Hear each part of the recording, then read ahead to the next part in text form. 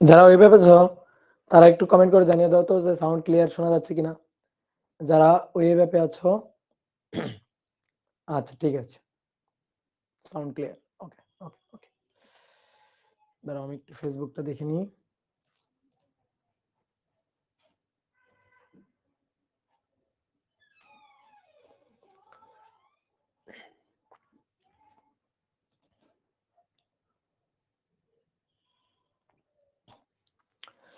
ওকে, সবকিছু ঠিকঠাক আছে।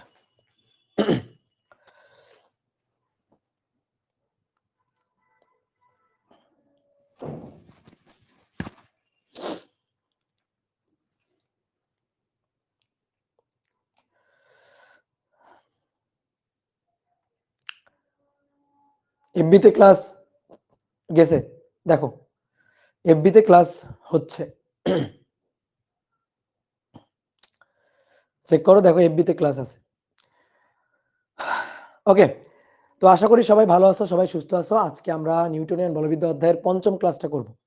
তো সবাইকে শুভেচ্ছা জানাচ্ছি আজকের ক্লাসে। আজকে আমরা ফ্রিকশন একটা টপিক পড়বো, ঠিক আছে? সরি, কলিশন বা সংঘর্ষ একটা টপিক পড়বো, ঠিক আছে? ফ্রিকশন পড়বো না, সরি। আমরা পড়বো আজকে হচ্ছে সংঘর্ষ। ওকে, ফ্রিকশন পরে পড়বো আজকে, সংঘর্ষ টপিকটা পড়বো, দেন তারপরে ফ্রিকশন। এফবিতে কই, কি বলো, এফবিতে নাই? হ্যাঁ এফবিতে তো এই যে হচ্ছে, তো ঠিকই তো আছে, সাইকেল 2, হ্যাঁ সাইকেল 2 ঠিক আছে না? ঠিক গ্রুপে তো, ঠিক আছে। আচ্ছা তোমরা একটু এফবিতে চেক করো, দেখো এফবিতে দেওয়া হয়েছে, এফবিতেও ক্লাস হচ্ছে, সমস্যা নেই। ওকে, তাহলে আজকে আমরা নিউটনের বলবিদ্যা অধ্যায়ের পঞ্চম ক্লাসটা করব। আজকে আমরা হচ্ছে দুইটা বস্তুর মধ্যে স্থিতিস্থাপক সংঘর্ষ নিয়ে আলোচনা করব। তো চলো শুরু করি। তো আমাদের আজকে পড়ার বিষয় হচ্ছে সংঘর্ষ বা কলিশন। তো সংঘর্ষ দুই ধরনের হইতে পারে, স্থিতিস্থাপক সংঘর্ষ এবং অস্থিতিস্থাপক সংঘর্ষ। তাহলে সংঘর্ষকে আমরা কয় ভাগে ভাগ করতে পারি? দুই ভাগে ভাগ করতে পারি। স্থিতিস্থাপক বা ইলাস্টিক সংঘর্ষ, ইলাস্টিক কলিশন, স্থিতিস্থাপক সংঘর্ষ, স্থিতিস্থাপক সংঘর্ষ এবং অস্থিতিস্থাপক সংঘর্ষ, অস্থিতিস্থাপক সংঘর্ষ। এই দুই ধরনের সংঘর্ষ হয়।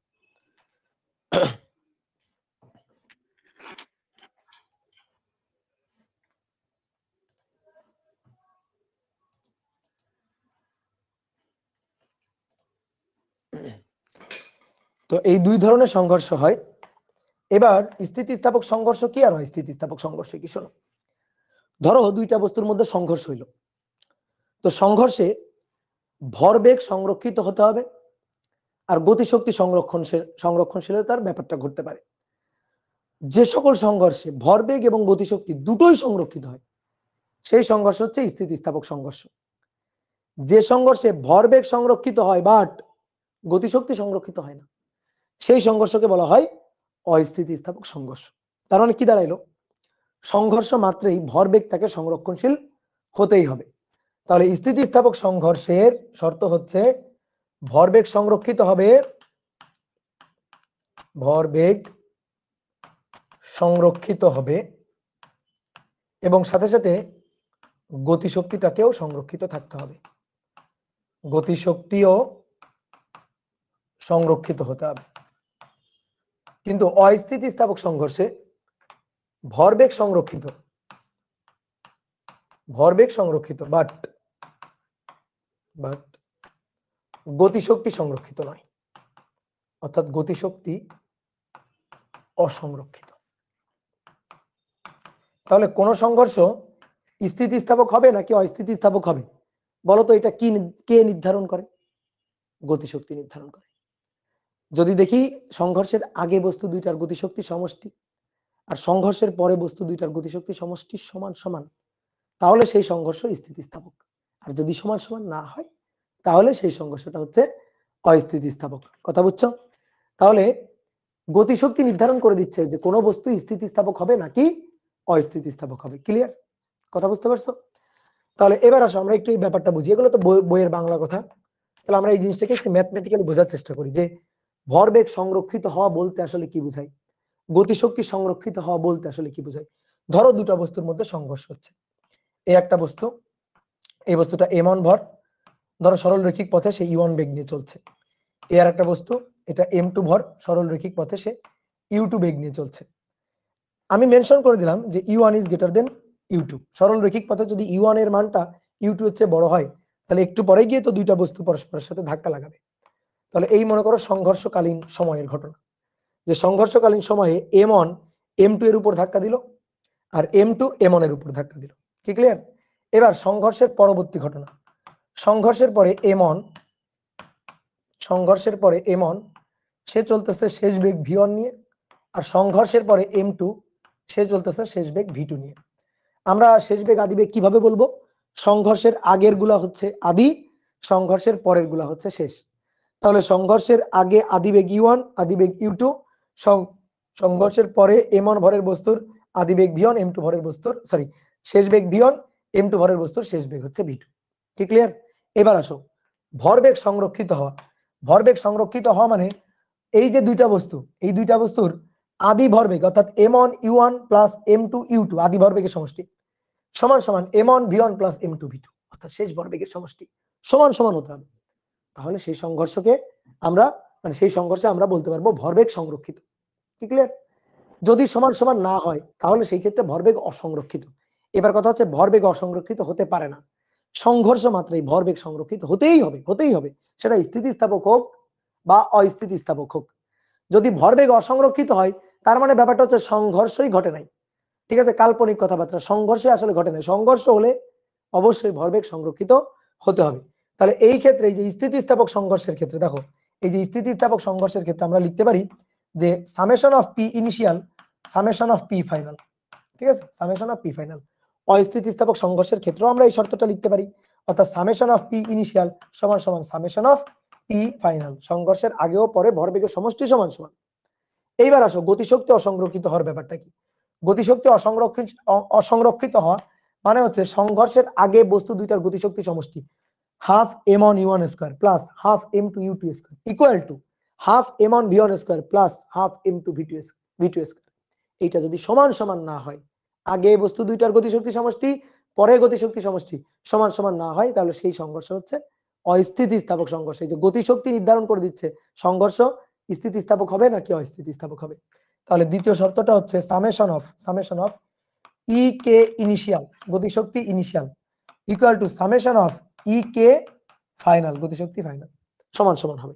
আর এই ক্ষেত্রে এটা সমান সমান হবে না, অর্থাৎ summation of E K initial আর summation of E K final কম বেশি হবে, সমান সমান হবে না। এটা কম বেশি হবে, সমান সমান হবে না, যে নট ইকুয়াল টু। তাহলে এই যে ম্যাথমেটিক্যাল এই দুটো শর্ত, বিশেষ করে এটা দেখে আমরা বলবো যে সংঘর্ষটা স্থিতিস্থাপক নয়, অর্থাৎ অস্থিতিস্থাপক বা ইনএলাস্টিক। আর এই ক্ষেত্রে স্থিতিস্থাপক, সেটার শর্ত হচ্ছে এই দুইটা শর্ত দেখে আমরা বলবো যে ইলাস্টিক সংঘর্ষ বা স্থিতিস্থাপক সংঘর্ষ। বোঝা গেল? এইবার আসো একটু কথা বলি, ভরবেগ সংরক্ষিত হবে। আচ্ছা ঠিক আছে, সংঘর্ষের আগে সংঘর্ষের পরে দুইটা বস্তুর সংঘর্ষে ভরবেগ সংরক্ষিত হবে, কথাটা মানলাম, বুঝলাম। গতিশক্তি কেন সংরক্ষণশীল হবে? আমরা ছোটবেলায় শুনে আসছি যে শক্তি সর্বদা সংরক্ষণশীল। তোমাদের অনেকের কাছে এখানে একটা কনফিউশন লাগতে পারে, ভাই আমরা ছোটবেলায় শুনে আসছি শক্তি সংরক্ষণশীল, আপনি বলতেছেন শক্তি অসংরক্ষণশীল, তাহলে আমাদের কথা তো মিলল না। দেখো আমি কিন্তু বলি নাই এটা, আমি কিন্তু কখনোই বলি নাই শক্তি অসংরক্ষণশীল, এই কথাটা আমি কখনোই বলি নাই। আমি বলছি গতিশক্তি অসংরক্ষণশীল, গতিশক্তি অসংরক্ষণশীল। গতিশক্তি অসংরক্ষণশীল আর শক্তি অসংরক্ষণশীল, এই দুইটা কথার মধ্যে আকাশ পাতাল তফাৎ। কেউ যদি কখনো বলে শক্তি অসংরক্ষণশীল, তাড়াতাড়ি তার মুখ চেপে ধরবা, বলবা খবরদার খবরদার, এই কথা বলাই যাবে না। শক্তি অসংরক্ষণশীল হইতেই পারে না, শক্তি সংরক্ষণশীল হইতে হবে। বাট গতিশক্তি অসংরক্ষণশীল হতে পারে, গতিশক্তি অসংরক্ষণশীল হতে পারে। সংঘর্ষের আগে বস্তু দুইটার গতিশক্তি পরে বস্তু দুইটার গতিশক্তি এটা সমান সমান নাও হইতে পারে। বাট শক্তি যে ধ্বংস হয়ে গেছে, শক্তি যে নতুন করে সৃষ্টি হচ্ছে, ব্যাপারটা এরকম না।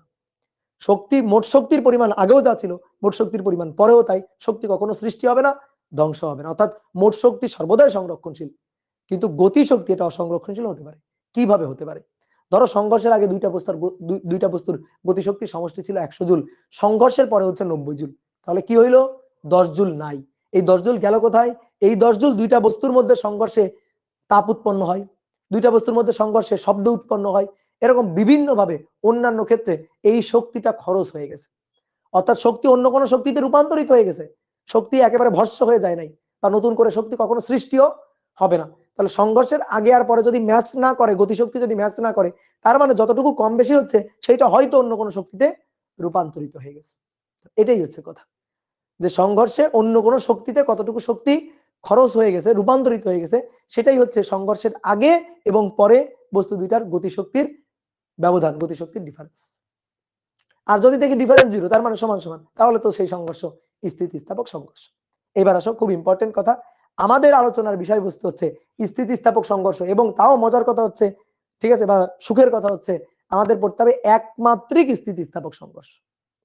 আমরা অস্থিতিস্থাপক সংঘর্ষ নিয়ে আলোচনা করব না, এটা আমাদের সিলেবাসে নাই, ঠিক আছে। এটা নিয়ে আলোচনা করা যায়, এটা নিয়ে বিস্তর আলোচনা করা যায়, অনেকক্ষণ ডেরিভেশন করা যায়, অনেক ম্যাথ করা যায়, বাট এইটা নিয়ে আমাদের আলোচনা নাই, কারণ এর কোনো কনসেপ্ট, কোনো তথ্য, কোনো কথাবার্তা আমাদের বোর্ড বইয়ের সিলেবাসে নাই। আমাদের সিলেবাসে আছে হচ্ছে স্থিতিস্থাপক সংঘর্ষ, এটা দিয়ে তোমার একাডেমিক অ্যাডমিশন সবই কভার হয়ে যায়। তাহলে আমরা জোর দিব কিসের উপর? স্থিতিস্থাপক সংঘর্ষের উপর, এবং তাও একমাত্রিক, ঠিক আছে, তাও একমাত্রিক। এবং এই টপিকটা তোমরা কিন্তু 9-10 পড়ে আসছো, তাই না? বলো তো, এই টপিকটা 9-10 পড়ে আসছো না? তো চলো আমরা এবার এই একমাত্রিক স্থিতিস্থাপক সংঘর্ষ এইটা নিয়ে আলোচনা করব।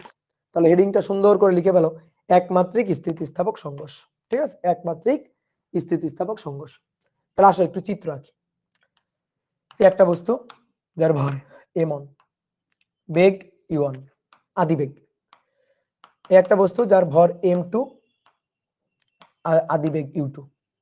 মেনশন করে দিলাম, ধরো যেহেতু u1 টাকে আমি পেছনে আঁকছি, তো u1 is greater than u2, না হলে ধাক্কা লাগাবে কিভাবে, তাই না? এবার দুইটা বস্তু পরস্পরের সাথে সংঘর্ষে লিপ্ত হলো, m1 m2 কে ধাক্কা দিল, তাহলে m2 অবশ্যই প্রতিক্রিয়া বল দিবে আর কি। এখানে বাহ্যিক অন্য কোনো বল নেই, ক্রিয়া প্রতিক্রিয়া ছাড়া অন্য কোনো বাহ্যিক বল নেই। তাহলে এবার সংঘর্ষের পরে m1 সরল রৈখিক পথে আঁকা বাঁকা পথে যাইতে পারবে না। অনেক মনে করতে কেন ভাই দ্বিমাত্রিক ক্ষেত্র হইতে পারে না? পারে, কিন্তু ওটা তো আমাদের পড়ার বিষয়বস্তু না। আপাতত একমাত্রিক। m1 সংঘর্ষের পরে শেষ বেগ v1, আর m2 এর সরল রৈখিক পথে সংঘর্ষের পরে শেষ বেগ এটা হচ্ছে v2। অনেকের কাছে মনে হইতে পারে ভাই v1 কি উল্টা দিকে হইতে পারে না? পারে। আমি তো সূত্রের ডেরিভেশন করতেছি, আমি v1 এর মান v2 এর মান বের করব, মান বের করার পরে দেখবো প্লাস আসছে নাকি মাইনাস আসছে। আমরা বেগের একটা দিককে পজিটিভ ধরবো, বেগের অন্য একটা দিককে আমরা মানে উল্টা দিকটাকে আমরা নেগেটিভ ধরবো। তারপর আমরা হিসাব নিকাশ করে দেখবো বেগের মান v1 কত আসলো, v2 কত আসলো, তার উপর ভিত্তি করে আমরা ডিসিশন নিব কোন বস্তু কোন দিকে যাচ্ছিল।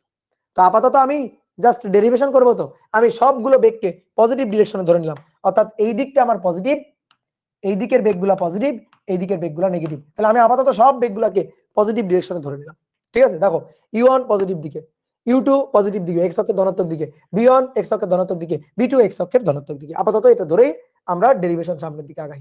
কেমন সংঘর্ষটা? স্থিতিস্থাপক সংঘর্ষ।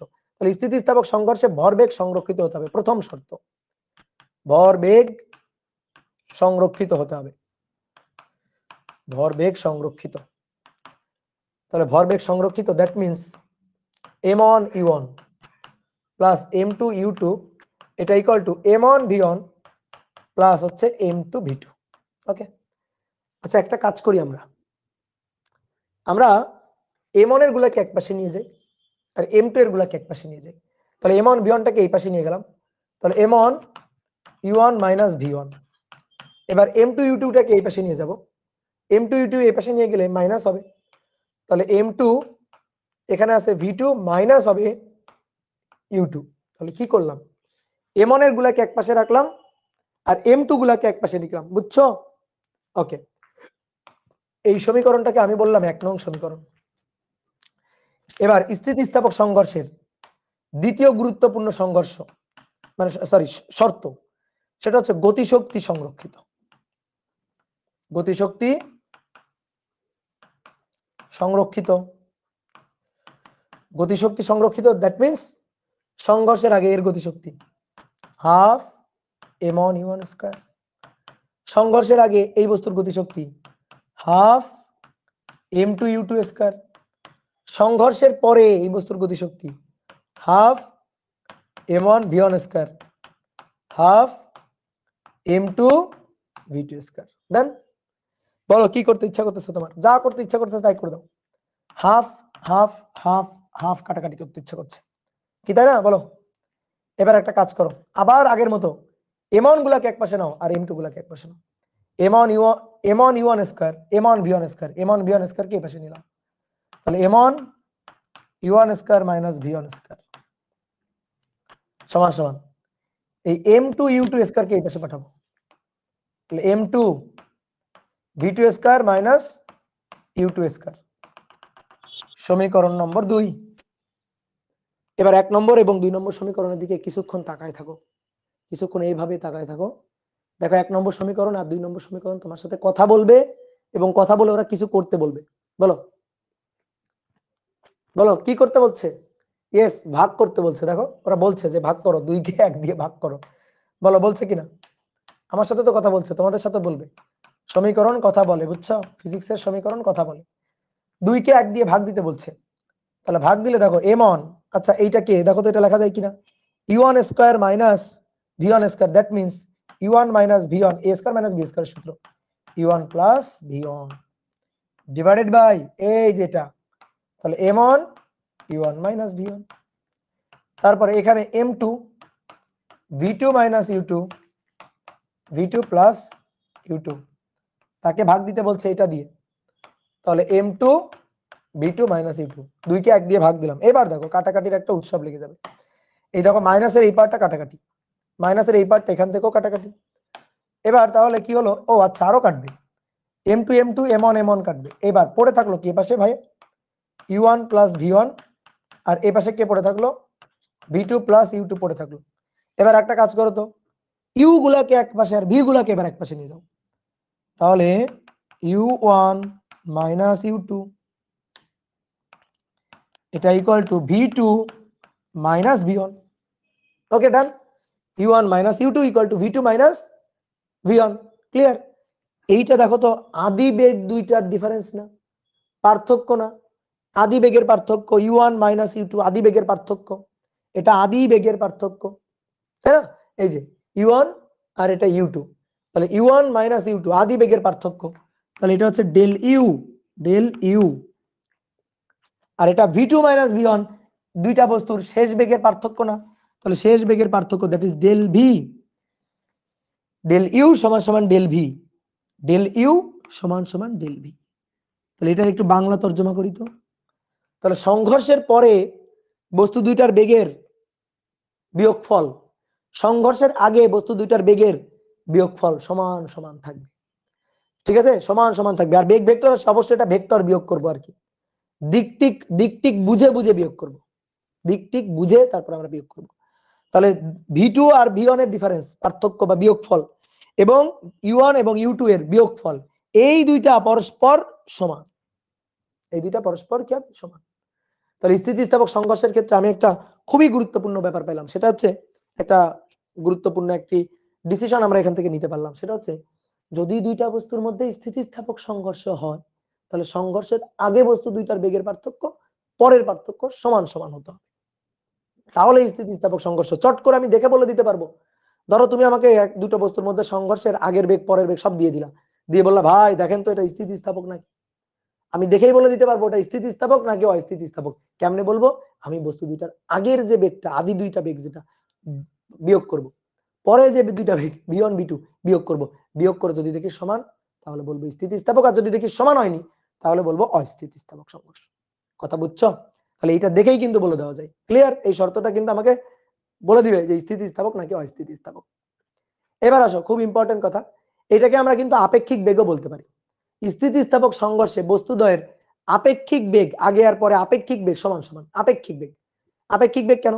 তুমি ধরো এদিকে যাচ্ছ, এদিকে থাকো, ধরো তুমি এদিকে দৌড়াচ্ছ, তুমি এদিকে দৌড়াচ্ছ ধরো 10 মিটার পার সেকেন্ড বেগে, তোমার সামনে ধরো আমি দৌড়াইতেছি, আমি দৌড়াইতেছি 30 মিটার পার সেকেন্ড বেগে। বলো তোমার সাপেক্ষে আমার বেগ কত? বলো বলো বলো, তোমার সাপেক্ষে আমার বেগ কত বলো? তাহলে 20, এই 20 তুমি কিভাবে পাইলা? যোগ করে পাইলা? কি করে পাইলা? বিয়োগ করে পাইলা। তাহলে আপেক্ষিক বেগ বিয়োগ করবো না? দেখো তো এই যে আপেক্ষিক বেগ, এটা কি বিয়োগ, বিয়োগ করে পাইলাম আপেক্ষিক বেগ। তাহলে এই কারণে বলা হচ্ছে যে সংঘর্ষের আগে আর পরে বস্তুদ্বয়ের আপেক্ষিক বেগ সমান সমান হলে সেটা স্থিতিস্থাপক সংঘর্ষ। তাহলে এখানে একটু ছোট্ট করে লিখি, আসো। সংঘর্ষের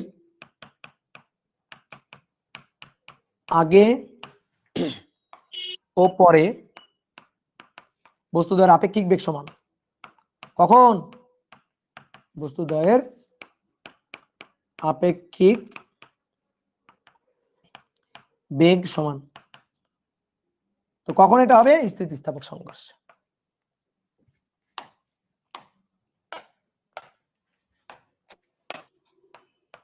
স্থিতিস্থাপক সংঘর্ষ।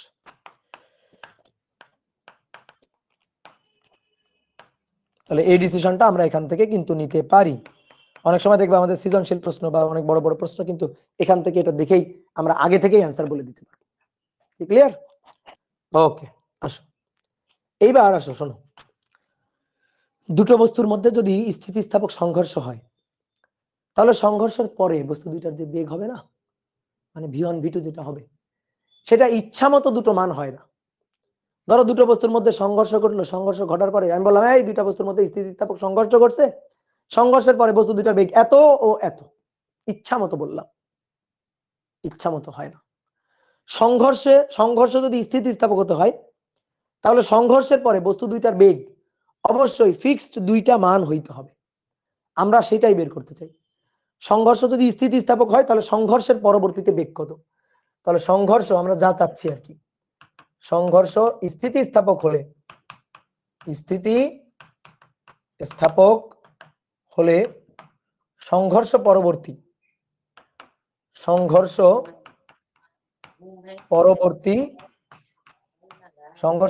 বেগ কত। এই কার থেকে সাউন্ড আসতেছে? যারা ওয়েব অ্যাপে আছো তোমাদের কারো থেকে সাউন্ড আসতেছে, তোমাদের মাইকটা বন্ধ আছে কিনা একটু দেখিও। একজনের কাছ থেকে সাউন্ড আসতেছে, সে কার সাথে বাসায় কথা বলতেছে সেটাও আমি শুনতে পাচ্ছি। বুঝলাম? তাহলে আসো, সংঘর্ষ স্থিতিস্থাপক হলে সংঘর্ষ পরবর্তীতে বস্তু দুটার বেগ কত কত হবে সেই বস্তু দুটার বেগ আমি বের করতে চাই। বেগ v1 v2 এই দুটো আমি বের করতে চাই। তো এই v1 v2 ইচ্ছা মতো নেওয়া যাবে না, এটা হিসাব নিকাশ করে আসবে। তাহলে আমার কি কি বলে দেওয়া থাকবে জানো? আমার বলে দেওয়া থাকবে দুইটা বস্তুর মধ্যে ধরো এরকম যে একটা বস্তু, এই বস্তুর ভর m1 এত, এই বস্তুর ভর m2 এত, এই বস্তু এত বেগে চলতেছে, এই বস্তু এত বেগে চলতেছে বলে দিবে। অর্থাৎ u1 u2 বলে দিবে, দিয়ে বলবে নাও এদের মধ্যে যদি স্থিতিস্থাপক সংঘর্ষ হয় তাহলে সংঘর্ষের পরে বস্তু দুইটার বেগ v1 কত আর v2 কত বের করো। যে সংঘর্ষের পরে এদের মধ্যে স্থিতিস্থাপক সংঘর্ষ ঘটছে, তাহলে সংঘর্ষের পরে বেগ দুইটা কত কত বের করো। কি ক্লিয়ার? তাহলে সংঘর্ষের পরে বস্তু দুইটার বেগ বের করতে হবে, সংঘর্ষের পরে বস্তু দুইটার বেগ বের করতে হবে। তাহলে আমাদের v1 আর v2 বের করতে হবে। v1 বের করব আর v2টা বের করব, যে সংঘর্ষের পরে বেগ দুইটা কত কত। তাহলে শোনো এবার আসো, দেখো বলো তো ভাই আননোন কোয়ান্টিটি কয়টা? দুইটা, v1 আর v2। আর আমার দেওয়া থাকবে কি?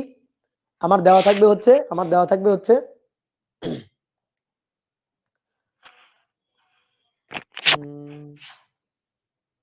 কার জানি সাউন্ড আসছে, হ্যাঁ কার জন্য সাউন্ড আসতেছে, দাঁড়াও।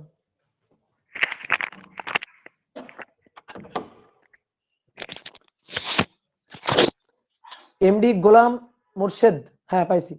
এমডি গোলাম মুর্শেদ, তুমি একটু মাইক্রোফোনটা বন্ধ করো।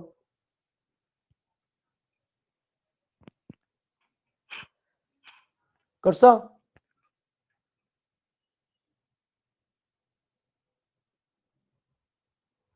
ঠিক আছে,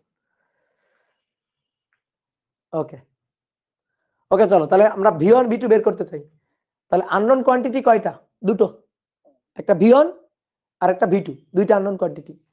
আমাদের ইকুয়েশন লাগবে দুটো, দুটো ইকুয়েশন ছাড়া কখনোই কিন্তু দুটো আননোন কোয়ান্টিটি বের করা যাবে না। দুটো ইকুয়েশন লাগবেই, মাস্ট দুইটা ইকুয়েশন লাগবে।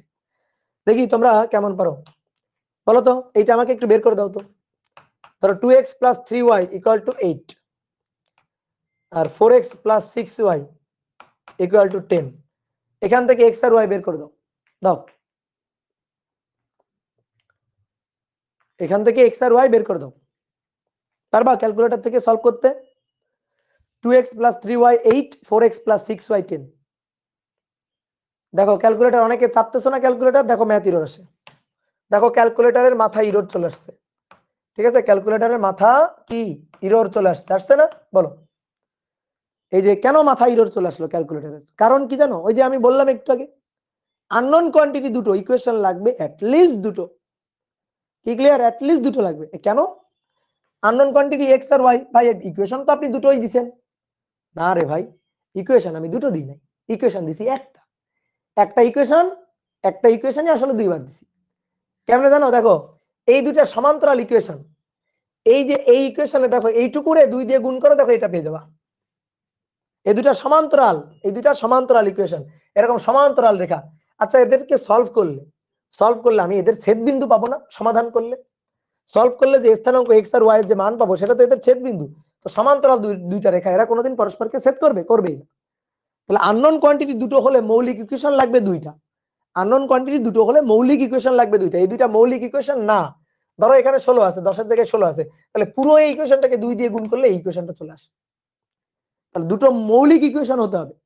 ঠিক আছে? দুটো আননোন কোয়ান্টিটি, দুটো মৌলিক ইকুয়েশন। তিনটা আননোন কোয়ান্টিটি, তিনটা মৌলিক ইকুয়েশন হইতে হবে, না হলে কিন্তু সলভ করা যাবে না। যেমন তোমাকে বললাম, ধরো 2x + 3y - z = 4, x + 2y + 2z = 3, 3x + 5y + z = 7। যে বললাম না, এইটা সলভ করো তো। ঠিক আছে? এইটা সলভ করো। এই ইকুয়েশন, এই তিনটা ইকুয়েশন সলভ করে x y z এর মান বের করো। পারো? ইকুয়েশন সলভ করতে পারবা? দেখো, দেখাই তোমাদের ইকুয়েশন সলভ করা দেখাই। দেখো, 2x + 3y - z। তাহলে আমি মোডে যাব, মোডে গিয়ে ইকুয়েশনে নিব 5। আমার আননোন কোয়ান্টিটি তিনটা, তাহলে আমি যাব an(x), bny, cnz, অর্থাৎ 2 এ যাব। 2 2 এ যাওয়ার পরে দেখো 2 3 - 1, 2 বসালাম, 3 সমান চিহ্ন -1 বসালাম, তারপরে আছে 4 4 বসালাম, তারপরে 1, তারপরে হচ্ছে +2, তারপরে হচ্ছে +2, এবং তারপরে হচ্ছে +3 +3 বসালাম, তারপরে 3, তারপরে হচ্ছে 5, এবং তারপরে 1, এবং তারপরে 7 ছিল, 7 বসালাম। এই দেখো, ক্যালকুলেটরের মাথা এরর দেখছো? ক্যালকুলেটরের মাথা এরর দেখো। বলো এবার বলো কেন হইলো এটা? এটা সমাধান করে এক্স ওয়াই জেড আমি কেন পাইলাম না? তিনটা আননোন কোয়ান্টিটি, তিনটা ইকুয়েশন পাইলাম না। তার কারণ হচ্ছে এইটাতে নতুন কোনো ইকুয়েশন না, এই দুটো ইকুয়েশন যোগ করে এটা পাওয়া যায়। যদি সলভ করে এক্স ওয়াই জেড এর মান বের করতে হয়, তাহলে তিনটা মৌলিক ইকুয়েশন অ্যাটলিস্ট হইতেই হবে, কারণ আননোন কোয়ান্টিটি তিনটা মৌলিক ইকুয়েশন হইতে হবে। কিন্তু এখানে ইকুয়েশন আছে দুটো, এই দুটো মৌলিক ইকুয়েশন, আর এটা পাওয়া গেছে ওই দুইটারে যোগ করে। তাহলে কখনোই হবে না। এই দুইটা যোগ করে আমি একটা ইকুয়েশন, বিয়োগ করে আমি আরো একটা ইকুয়েশন, এরকম অনেকগুলো ইকুয়েশন পাইতে পারি, কিন্তু তারা কিন্তু মৌলিক ইকুয়েশন হবে না। কথা কি বুঝতে পারছো? কথা বুঝছো? ক্লিয়ার? তাহলে মৌলিক ইকুয়েশন লাগবে, তো এটাই বুঝো আর কি। এবার আসো দেখি, আমাদের আননোন কোয়ান্টিটি v1 v2 দুটো, তাহলে আমাদের ইকুয়েশন লাগবে দুটো ইকুয়েশন লাগবে। তো সেই দুটো ইকুয়েশন আছে কিনা আমাদের হাতে? ইয়েস, আছে। এই দেখো, 1 নম্বর একটা ইকুয়েশন, আর এই যে 2 নম্বর একটা ইকুয়েশন। এখানে আমি m1 জানি, u1 জানি, v1 জানি না, আননোন কোয়ান্টিটি। m2 জানি, u2 জানি, v2 জানি না, আননোন কোয়ান্টিটি দুটো, v1 আর v2। ওকে, পরের লাইনে আসো। m1 জানি, u1 জানি, m2 জানি, u2 জানি, তাহলে v1 জানি না, v2 জানি না। তাহলে আননোন কোয়ান্টিটি v1 আর v2 দুটো ইকুয়েশন আমার আছে দুটো। একটা ভরবেগের সংরক্ষণশীলতার জন্য একটা ইকুয়েশন পাইলাম, আর একটা গতিশক্তি সংরক্ষণশীলতার জন্য আরেকটা ইকুয়েশন পাইলাম। ইকুয়েশন দুটো পাইছি, ওকে, হিসাব নিকাশ করে বের করা যাবে। কিভাবে করবো? আসো, এই যে এই লাইন থেকে দেখো, এই লাইনটা দেখো, এখান থেকে দেখো, এখান থেকে এই যে u1 প্লাস v1 সমান সমান v2, এটা এটা প্লাস প্লাস, এটা প্লাস হচ্ছে u2। এবার আসো, এইখান থেকে v2 সমান সমান নিয়ে আমি 1 নং সমীকরণে বসাবো, v1 এর মান পেয়ে যাব। এখান থেকে আমি v1 সমান সমান কত সেইটা নিয়ে গিয়ে আবার 1 নং সমীকরণে বসাবো, তাহলে আমি তখন v2 পেয়ে যাব। তাহলে আসো, আমি প্রথমে এখান থেকে আমি প্রথমে ধরো v2 সমান সমান কত সেটা নেব। তাহলে v2 সমান সমান হবে, দেখো, u1 plus v1 minus u2। আর তারপরে এখান থেকে ধরো আমি নিব হচ্ছে v1 সমান সমান কত। তাহলে v1 সমান সমান হবে v2 plus u2 minus u1। তাহলে আসো, v2 সমান সমান কত সেইটা নিয়ে আমি বসাবো 1 নং সমীকরণে। ক্লিয়ার? তাহলে আমাদের 1 নং সমীকরণ তুলছো? সবাই তুলছো? তোলো, আমি স্লাইড চেঞ্জ করবো, তোলো।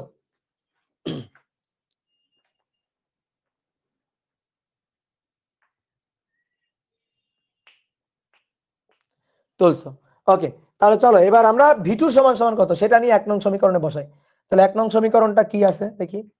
1 নং সমীকরণ 1, তাহলে m1 u1 মাইনাস v1 আর m2 v2 মাইনাস u2, তাই তো? বলো ঠিক আছে কিনা। এখানে আমি কোনটা বসাবো? এখানে আমি বসাবো v2 নিয়ে, অর্থাৎ u1 plus v1 minus u2, u1 plus v1 minus u2। তাহলে v1 v2 সমান সমান v1 plus u1 minus u2, নাকি কি বললাম? v1 plus u1 minus u2, হ্যাঁ ঠিকই আছে, v1 plus u1 minus u2। তাহলে এটা নিয়ে আসো, বসাই, v2 এর জায়গায় বসাবো। তাহলে m1 u1 মাইনাস v1 সমান সমান m2, এই যে v2। তাহলে v2 সমান সমান v1 plus u1 minus u2 minus u2, দেখো দুটো u2 কিন্তু। তাহলে মানটা বসিয়ে দিলাম, যে 1 নং সমীকরণে বসিয়ে পাই আর কি। এবার ভেঙে দাও, m1 u1 m1 v1 সমান সমান m2 v1 m2 u1 minus 2 2 u2, তাহলে 2 m2 u2। ক্লিয়ার? ঠিক আছে, এবার আসো, এবার এই যে মাইনাস m1 v1 এটারে আমি ওই পাশে পাঠাই, এই যে m2 v1 এটারে ওই পাশে পাঠাবো, আর বাদ বাকি গুলার এই পাশে পাঠাই। মানে আমার তো দরকার v1। দেখো আমি এখানে সব জানি, m1 জানি, u1 জানি, m1 জানি, m2 জানি, m2 জানি, u1 জানি, এটা পুরাটাই জানি। জানি না এই যে v1 আর এই যে v1 জানি না। তাহলে এই দুইটারে এক পাশে নিব। তো এই দুইটারে এক পাশে নিলে দেখো তো, এই দুইটারে যদি এক পাশে নেওয়া হয় তাহলে m2 v1 ওই পাশে নিলাম প্লাস m1 v1, তাহলে m1 u1 জাস্ট সিম্পল যোগ বিয়োগ করছি, minus m2 u1 plus 2 m2 u2। এখান থেকে v1 টা কমন নিলাম, m1 প্লাস m2। এইখান থেকে দেখো u1 টা কমন যায়, অর্থাৎ m1 minus m2 u1 plus 2 m2 u2। ওকে, তাহলে অতএব আমার তো দরকার v1, তাহলে v1 নিয়ে এখানে ভাগ করে দিব, m1 minus m2 u1 plus 2 m2 u2 divided by m1 plus m2। এখন তুমি বড় হইছো তো, তাই না? এই লাইনটা লেখার পরে পরবর্তী লাইন লিখবা, অত সময় নেই। তাহলে তুমি একটা কাজ করো, এই যে এইটা ডিভাইডেড বাই এইটা, আবার এইটা ডিভাইডেড বাই এইটা, মানে একটু ভেঙে লিখো। তাহলে একবারে ভেঙে লিখবো আমরা, বড় হয়েছে না এখন।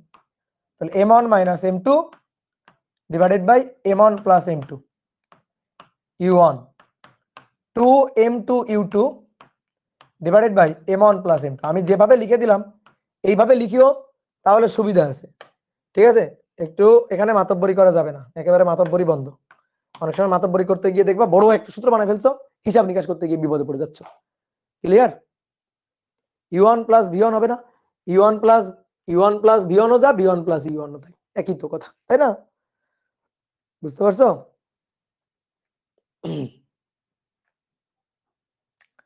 হ্যাঁ, এগুলা এসএসসি তে ছিল, এখন এগুলো আবার পড়তে হবে। কত মজা, তাই না? বলো, এসএসসি তেও তো ছিল, এখনো আবার পড়তে হবে।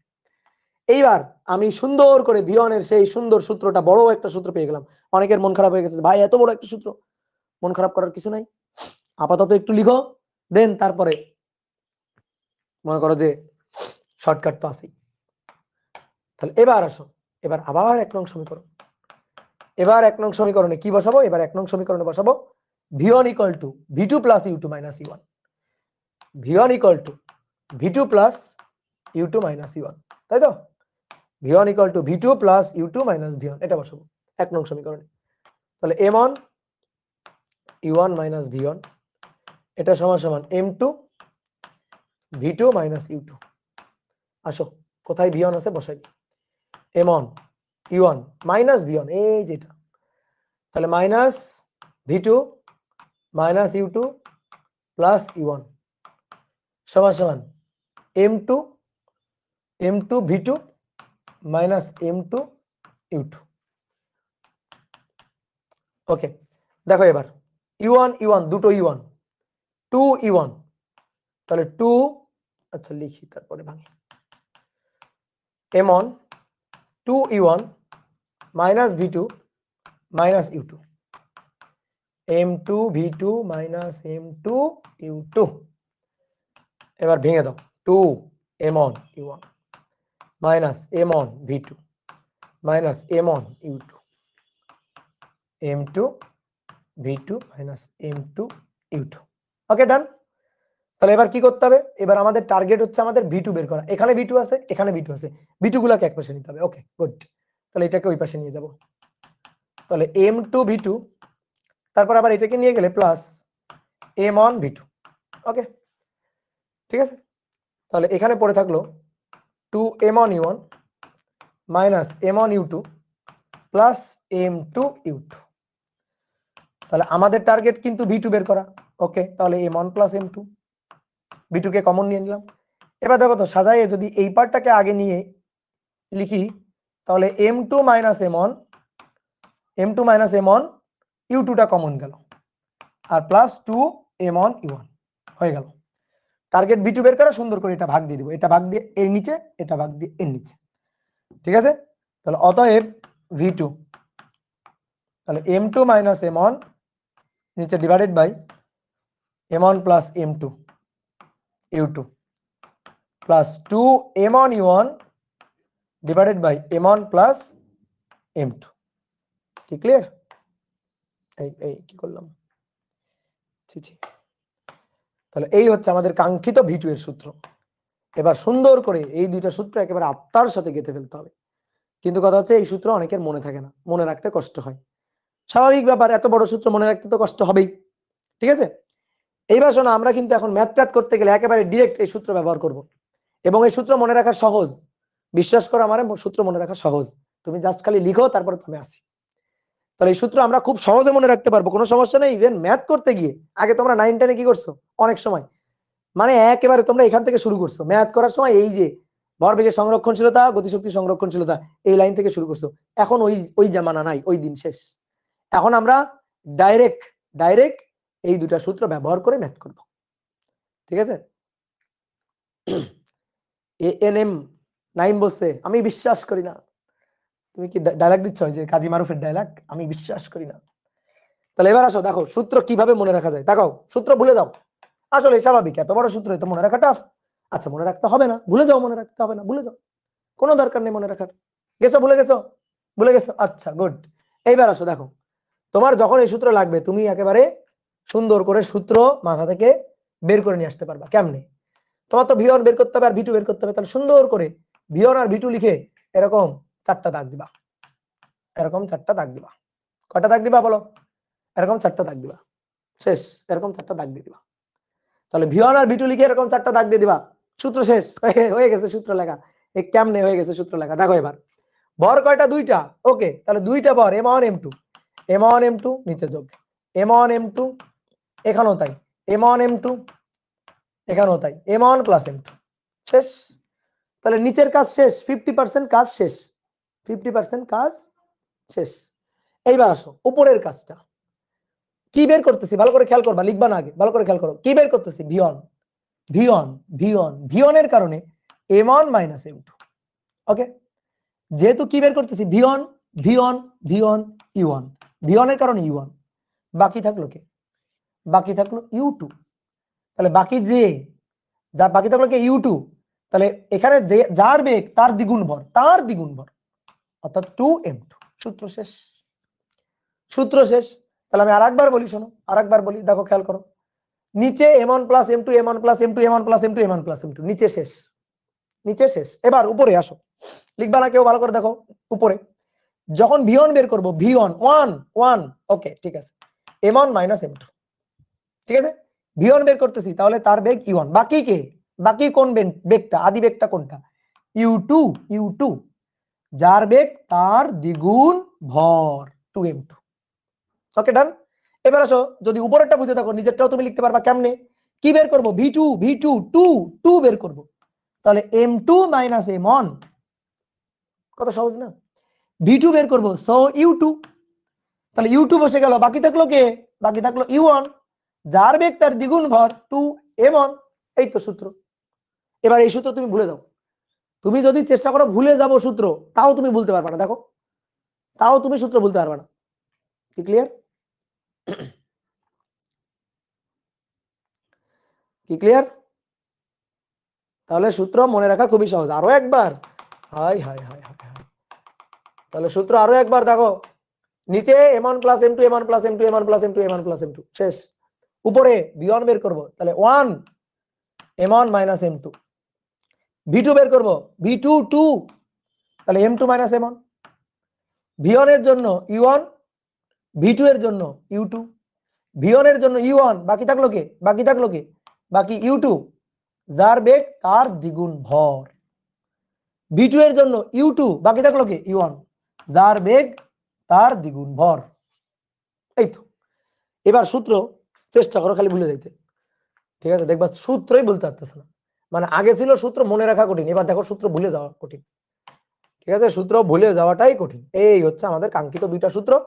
এই দুইটা সূত্র জানা মানে তুমি সংঘর্ষ রিলেটেড যে কোনো ম্যাথ পারবা, বুঝতে পারছো? এবার দেখো সূত্র ভুলে যাওয়াই কঠিন, সূত্র ভুলেই যাইতে পারতেছো না, চেষ্টা করতেছো এই সূত্র ভুলে যাবো, আমি কষ্ট করে ভুলে যাবো, সেটাই পারতেছো না। তাহলে সূত্রগুলো মনে রাখতে হবে, এই সূত্রগুলো এবার কাজে লাগবে, ঠিক আছে? তাহলে চলো এবার একটু ম্যাথ করা শুরু করি। আমি তোমাকে একটা চিত্র দিয়ে দিচ্ছি, হ্যাঁ, 1 নম্বর ম্যাথ একটা চিত্র দিয়ে দিচ্ছি, ঠিক আছে? এই ম্যাথ তুমি দেখেই বলে দিতে পারবা অ্যান্সার। 5 কেজি ভরের একটা বস্তু, 5 কেজি ভরের একটা বস্তু, এই বস্তুটা ধরো 6 মিটার পার সেকেন্ড বেগ নিয়ে চলতেছে। চলতে চলতে সামনে এখানে 3 কেজি ভরের একটা স্থির 3 কেজি ভরের একটা বস্তুকে ধাক্কা দেয়, যে বস্তুটা 3 মিটার পার সেকেন্ড বেগে চলতেছিল। যেহেতু এর বেগ বেশি, তো ধাক্কা দিবেই। তাহলে এটা হচ্ছে সংঘর্ষের আগের ঘটনা। এবার সংঘর্ষের পরে 5 কেজি ভরের যে বস্তুটা, এই বস্তুটা চলতেছে 2 মিটার পার সেকেন্ড বেগে।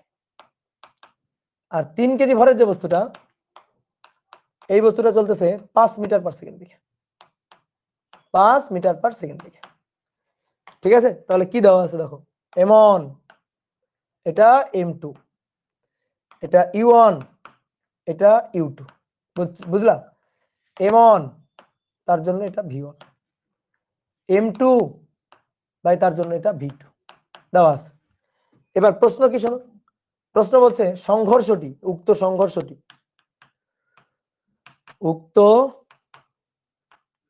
সংঘর্ষটি স্থিতিস্থাপক কিনা, খুবই সহজ জিনিস, চটপট অ্যান্সার দিয়ে দিবা, চটপট। উক্ত সংঘর্ষটি কি স্থিতিস্থাপক সংঘর্ষ কিনা। দেখো বেগের আদি বেগ আর শেষ বেগের ডিফারেন্স দেখো, ভালো করে দেখো। কি বলছিলাম, সংঘর্ষ স্থিতিস্থাপক হতে গেলে আদি বেগ আর শেষ বেগ এদের ডিফারেন্স, পার্থক্য সমান সমান হইতে হবে, ঠিক আছে? সমান সমান হইতে হবে। দেখো 6 3 পার্থক্য কত? 3। 5 2 পার্থক্য কত? পার্থক্য হচ্ছে 3। ইভেন আরেকটা জিনিস হচ্ছে কি, স্থিতিস্থাপক সংঘর্ষ হলে সংঘর্ষের আগে যার বেগ কম ছিল, পরে তার বেগ বেশি হইতে হবে। সংঘর্ষের আগে যার বেগ বেশি ছিল, পরে তার বেগ কম হইতে হবে। আমার কথা বিশ্বাস করতে হবে না, তুমি এখানে দেখো, এই দেখো u1 মাইনাস u2 আর পরে v2 minus v1, u1 minus u2 v2 minus v1। তাহলে ধরো এই বেগের মানটা হচ্ছে, বেগের পার্থক্যটা হচ্ছে 4, তাহলে u1 থেকে u2 বিয়োগ করলে 4 পাওয়া যায়, তার মানে u1 বড়। আর পরবর্তীতে v2 থেকে v1 বিয়োগ করলে 4 পাওয়া যায়, তার মানে v2টা বড়। দেখো আমি কিন্তু তাই দিছি, দেখো সেরকমই দেওয়া হয়েছে। সংঘর্ষের আগে এর বেগ ছিল কম, সংঘর্ষের আগে এর বেগ ছিল বেশি, এর বেগ কমে গেছে সংঘর্ষের পরে। সংঘর্ষের আগে এর বেগ ছিল কম, তার বেগ আবার বেড়ে গেছে, তাহলে কমটার বেগ বেড়ে গেছে, বেশিটার বেগ কমে গেছে। এবং ডিফারেন্স u1 u2 আর u1 এর ডিফারেন্স, এই যে u1 মাইনাস u2, 6 বিয়োগ এই যে del you u1 minus u2, তাহলে 6 বিয়োগ 3, দেখো 3 প্লাস 3। আর ওইখানে দেখো ডেল ভি, তো ডেল ভি মানে কি? ডেল ভি মানে v2 মাইনাস, v2 থেকে বিয়োগ করতে হবে কিন্তু, তাহলে v2 মাইনাস v1, তাহলে v2 মাইনাস v1, v2 হচ্ছে 5, 5 বিয়োগ 2, তাহলে দেখো প্লাস 3। তাহলে অতএব ডেল ইউ সমান সমান ডেল ভি, তাহলে সমান সমান, তাহলে অতএব সংঘর্ষটি স্থিতিস্থাপক, সংঘর্ষটি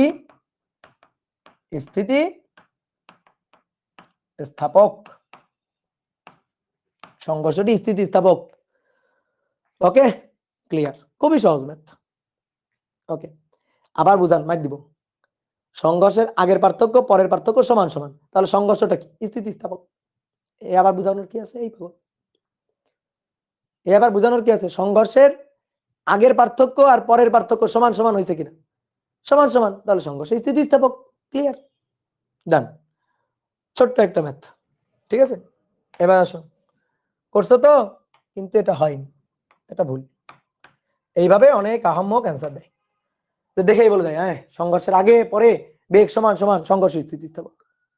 কি হইলো কাহিনী কি, তাই না? কাহিনী কি হলো এইবার শোনো, ভালো করে মনোযোগ দিয়ে এবার কাহিনী শোনো।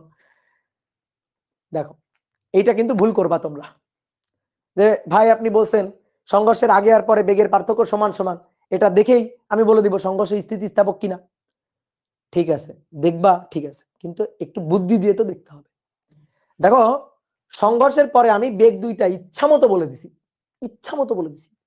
আমি তো বেগ এখানে 1, এখানে 4ও বলতে পারতাম, এখানে 8, এখানে 11 বলতে পারতাম, এখানে 10, এখানে 13 বলতে পারতাম, এখানে 20, এখানে 23 বলতে পারতাম। এরকম বলো তো কত কিছুই না বলতে পারতাম, পারতাম না? বেগের পার্থক্য 1, 4, 3, বেগের পার্থক্য 8, 11, 3, বেগের পার্থক্য 10, 13, 3, 20, 23, 3, বেগের পার্থক্য তো সবসময় একই, তাই না? বেগের পার্থক্য তো সবসময় একই থাকতো। আমি যদি এরকম ইচ্ছা মতো বলে দিতাম, তাহলে তুমি বেগের পার্থক্য দেখে স্থিতিস্থাপক নাকি এত সহজে বলে দিবা? আমি তো ইচ্ছা মতো অনেকগুলো বেগ নিতে পারি, ইচ্ছা মতো অনেকগুলো বেগ, আমি আমার মন গড়া অনেকগুলো মান তোমার দিয়ে দিতে পারি। হ্যাঁ বেগের পার্থক্য আমি সেমই রাখলাম, কিন্তু ওই ওই মান দুইটাই যে হবে এর তো গ্যারান্টি নেই। ক্লিয়ার? মানে এখানে সম্ভাব্য অনেক মানই হইতে পারে। স্থিতিস্থাপক সংঘর্ষ হলে এই কথা সত্যি যে সংঘর্ষের আগে বেগের পার্থক্য পরের বেগের পার্থক্য সমান সমান হবে, এই কথা সত্যি। কিন্তু আমি ইচ্ছা মতো দুটো মান বলে দিয়ে জোর করে পার্থক্য সমান বানাবো, এটা সত্যি না। এমন দুটো নির্দিষ্ট মান আছে, V1 এর একটা নির্দিষ্ট মান আছে, V2 এর একটা নির্দিষ্ট মান আছে, তাদের মান বের করার পরে আমি দেখতে পাবো পার্থক্য অবশ্যই 3 আছে। বাট ওই সেই V1 V2 আমি তো ইচ্ছা মতো আন্দাজে বলে দিতে পারবো না, আন্দাজে ঢিল ছোড়া যাবে না, এটাই হচ্ছে কাহিনী। বুঝতে পারছো? এটাই হচ্ছে কাহিনী। তাহলে আসো দেখো, এই যে এই যে বেগটা সংঘর্ষের পরে এই যে বেগটা, এই V1টা কত সেটা আমরা দেখব, 2 হতেও পারে নাও পারে। এখানে সংঘর্ষের পরে বেগটা কত V2 সেটা আমরা দেখতে চাই, যে স্থিতিস্থাপক সংঘর্ষ হলে সংঘর্ষের পরে বেগ কত কত হতে হয় সেটা দেখব। সেটা দেখে আমরা এই ডেরিভেশন কেন করলাম, ইচ্ছা মতো যদি মান বলতে পারতাম তাহলে এই ডেরিভেশন কেন করলাম, ডেরিভেশন করে V1 ডেরিভেশন করে V2 কেন পাইলাম? তো অর্থাৎ V1 V2 এর নির্দিষ্ট দুটো মান আছে যার জন্য স্থিতিস্থাপক হবে, সেই দুটো মান খুঁজে বের করতে হবে। তো চলো সেই দুটো মান খুঁজে বের করব। তাহলে স্থিতিস্থাপক হলে অর্থাৎ V1, তাহলে V1 এর সূত্র দেখো, এই যে নিচে M1 + M2 সূত্র লিখে আসো, তারপরে নিচে M1 + M2, M1 + M2। এবার V1 বের করছি, সো M1 - M2, V1 এর জন্য E1, E1 বসে গেল, বাকি থাকলো কি U2, যার বেগ তার দ্বিগুণ ভর 2m2। এবার দেখে দেখে খালি মান বসাবো, তাহলে সবাই একই দিকে, এটা প্লাস এটাও প্লাস, কিন্তু হ্যাঁ E1 ও প্লাস U2 ও প্লাস। ওকে, মান বসাবো। M1 এর মান 5, M2 এর মান 3, নিচে তাহলে 5 + 3, E1 এর মান 6 প্লাস নিচে 5 + 3 2m2, M2 এর মান 3, U2 এর মান 3। ওকে, এবার ক্যালকুলেটর করবে বাকি কাজ, ঠিক আছে। অনেকে বলে ভাই ডাইরেক্ট সূত্র ব্যবহার করতে পারবো কিনা, 100 বার পারবা, 100 বার তুমি ডাইরেক্ট সূত্র ব্যবহার করতে পারবা।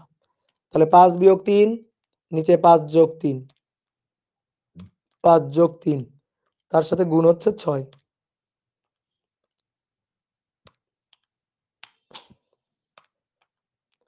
গুণ হচ্ছে 6 যোগ উপরে হচ্ছে 3 × 9 × 2 আর নিচে হচ্ছে 8। তাহলে এই বেগের মান হবে 15/4 অর্থাৎ 3.75, 3.75 দেখো 3.75 হবে। আর কত লিখে রাখছিলাম 2, হবে না, 3.75 মিটার/সেকেন্ড হবে, এটা V1 হবে। দেখি তো ভাই V2 কত হবে, V2 কত হবে আমি জানি 3.75 + 3, 3.75 + 3, এর সাথে 3 যোগ হবে। এবার দেখো বিশ্বাস না হলে M1 + M2, M1 + M2, V2 বের করব, সো M2 - M1, V2 এর জন্য U2 যেহেতু বসে গেল, বাকি থাকলো U1 যার বেগ তার দ্বিগুণ ভর 2m1। এবার মান M1 + M2, M1 এর মান 5, M2 এর মান 3, তাহলে M2 এর মান 3 বিয়োগ M1 এর মান 5, U2 এর মান 3 প্লাস M1 + M2, M1 এর মান 5 m2 এর মান 3, উপরে 2m1, m1 এর মান 5, u1 এর মান দেখি কত, u1 এর মান 6। আসো দেখি এটার হিসাব করি। তাহলে এটার হিসাব করলে পাবো 3 বিয়োগ 5, নিচে 5 7 3 8, তার সাথে গুণ হচ্ছে 3, যোগ উপরে 2 গুণ 5 গুণ 6, নিচে 5 যোগ 3 8। তাহলে এটা 6.75 বলছিলাম না এর সাথে 3 যোগ হবে, দেখো হইছে এত মিটার পার সেকেন্ড। বুঝলা? কি ক্লিয়ার? এই দেখো v2 বড়, অবশ্যই v2 বড় হবে, কারণ ওখানে আগে u1 বড় ছিল, u1 u2 থেকে বড় ছিল, তাহলে অবশ্যই উল্টে যাবে, v2 v1 থেকে বড় হবে। এটা তো আমরা আগে থেকেই জানি, ডিসিশন তো আগে থেকেই নেওয়া। কি ক্লিয়ার? বুঝতে পারছি? তাহলে v1 এর মান এটা হতে হবে, কিন্তু আমাদের v1 কত দেওয়া ছিল, 2, তাহলে 2 না, v2 এর মান এটা হইতে হবে, তো আমাদের v2 কত দেওয়া ছিল, v2 দেওয়া ছিল 5, তো 5 হবে না, এই যে এটা হবে না, যে জামান দেওয়া আছে এটা হবে না, এটা হইলে স্থিতিস্থাপক সংঘর্ষ হইতে পারে না। তাহলে স্থিতিস্থাপক সংঘর্ষের জন্য v1 এর মান এত, v2 এর মান এত হইতে হবে স্থিতিস্থাপক সংঘর্ষের জন্য। তা কি হইছে? হয়। তাহলে দেখো, হ্যাঁ বেগের পার্থক্য 3 আছে না, বলো তো? বেগের আগে পার্থক্য কত ছিল? 3, এখনো পার্থক্য কত? 3, এখনো পার্থক্য দেখো এই যে 3.75 6.75 3ই আছে। ইয়েস, বেগের পার্থক্য একই আছে, তার মানে ওই কথা কিন্তু সত্যি ছিল, কিন্তু আমি আন্দাজে দুটো মান দিয়ে বেগের পার্থক্য সমান সমান করে তোমাকে বলবো স্থিতিস্থাপক সংঘর্ষ, তাহলে হবে না।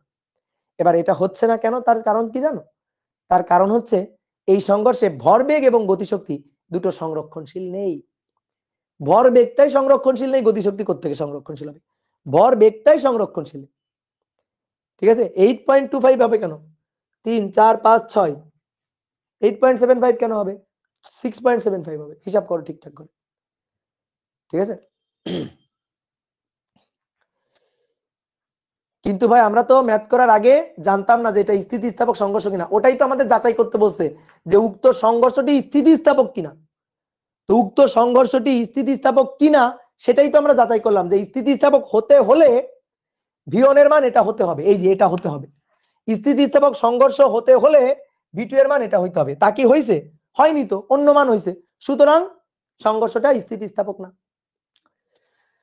দাদা গতিশীল গতিশক্তি সমান না দেখালে, আচ্ছা এবার দেখো, এইটা একটা ভাবে দেখানো যায় যে স্থিতিস্থাপক সংঘর্ষ না, যে অতএব স্থিতিস্থাপক সংঘর্ষ নয়, অতএব স্থিতি স্থাপক সংঘর্ষ নয়।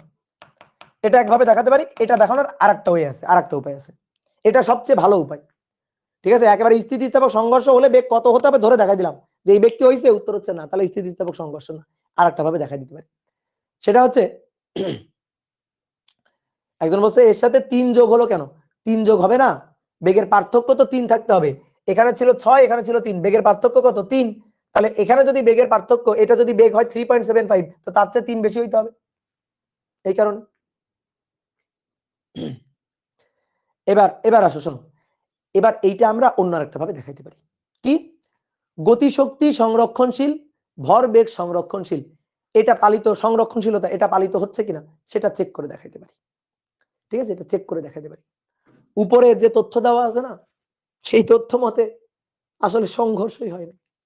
উপরে যে তথ্য দেওয়া আছে এই তথ্য মতে আসলে সংঘর্ষই হয় না, কারণ কোন একমাত্রিক সংঘর্ষে, দুইটা বস্তুর মধ্যে একমাত্রিক সংঘর্ষে, সংঘর্ষ হলেই, সংঘর্ষ মাত্রেই তাকে ভরবেগ সংরক্ষণশীল হতে হবে। তাহলে দুটো বস্তুর মধ্যে এরকম আদি বেগ শেষ বেগ সংঘর্ষের আগে পরে সবকিছু দেওয়া আছে, তুমি আগে দেখো তো ভরবেগ সংরক্ষণশীল হয়েছে কিনা, অর্থাৎ তথ্য সঠিক দেওয়া আছে কিনা, তথ্য ঠিকঠাক দেওয়া আছে কিনা, ভরবেগ সংরক্ষণশীল হচ্ছে কিনা সেটা আগে যাচাই করবা। যদি যাচাই করে মিলে যায় তারপরে চেক করবা গতিশক্তি সংরক্ষণশীল কিনা। যদি দেখো গতিশক্তি সংরক্ষণশীল হয়ে মিলে গেছে তাহলে স্থিতিস্থাপক, আর যদি দেখো মেলে নাই তাহলে অস্থিতিস্থাপক। কিন্তু তুমি ভরবেগ সংরক্ষণশীল করার পরেই মেলে নাই, তাহলে আর তোমার গতিশক্তি সংরক্ষণশীল কিনা চেক করার কোনো দরকারই পড়বে না, কারণ ভরবেগ সংরক্ষণশীল এটাই মেলে নাই, তার মানে সংঘর্ষই আসলে ঠিকঠাক হয়নি। সংঘর্ষের যে তথ্য দেওয়া আছে সেটাই ভুল তথ্য দেওয়া আছে, আমরা আসলে ভুল তথ্য দিয়ে দিছি। তুমি দেখো দেখো এই যে সংঘর্ষ অন্য কিভাবে দেখাইতে পারি, অন্য কিভাবে দেখাইতে পারি, দুটো শর্ত, ভরবেগের সংরক্ষণশীলতা গতিশক্তি সংরক্ষণশীলতা দেখাবা। তাহলে সংঘর্ষের আগে পি ইনিশিয়াল, এই যে সামেশন অফ পি ইনিশিয়াল, সংঘর্ষের আগে বস্তু দুইটার ভরবেগ 5 গুণ 6 যোগ যোগ 3 গুণ 3, 3 গুণ 3, তাহলে 5 ছক 30 আর 3 তেরোকে 9, কত? 39। এটা কত? 39। এত কেজি মিটার পার সেকেন্ড। এটা সংঘর্ষের আগে বস্তু দুইটার ভরবেগ। যে তথ্য দেওয়া আছে সেই তথ্য মতে সংঘর্ষের পরে বস্তু দুইটার ভরবেগ কত দেখি তো। 5 গুণ 2 10, 5 গুণ 2 10 যোগ 3 গুণ 5, তাহলে 3 গুণ 5, একই দিকে বলে সব প্লাস, তাহলে 5 গুণ 2 10 আর 3 গুণ 5 15, 3 5 15, তাহলে 10 যোগ 15 25, 25 10 যোগ 15 25 কেজি মিটার পার সেকেন্ড। বলো সমান হয়েছে? তার মানে সংঘর্ষই হয় না। এই যে তথ্য দেওয়া আছে এটা ভুয়া তথ্য, ঠিক আছে? স্থিতিস্থাপক তো দূরের কথা, ভুয়া তথ্য দেওয়া আছে, তাহলে সংঘর্ষই ঘটে নাই বলতে গেলে, সংঘর্ষই ঘটেনি। তাহলে যা তথ্য দেওয়া আছে এটা কারো মন গড়া তথ্য, সংঘর্ষই ঘটে নাই। তাহলে যে তথ্যটা দেওয়া আছে সেই তথ্য কারো মন গড়া তথ্য দেওয়া আছে। কি ক্লিয়ার? কথা বুঝছো? এবার তুমি যদি চাও গতিশক্তি সংরক্ষণশীল কিনা দেখাইতে পারো, এটা আর দেখানোর প্রয়োজন পড়ে না।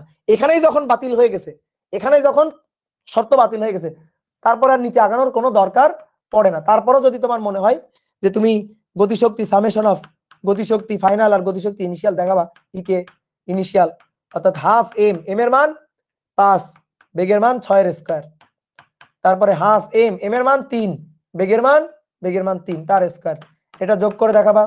তারপরে সামেশন অফ ইকে ফাইনাল, এটা সমান সমান হাফ এম 5 ভি, ভি এর মান 2, 2 square plus half M, M এর মান 3, তারপরে 5 তার স্কয়ার। ঠিক আছে, এখান থেকে হিসাব করে দেখাবা, দেখো দেখাইতে পারো, দেখবা এই দুইটাও সমান হবে না। বুঝতে পারছো?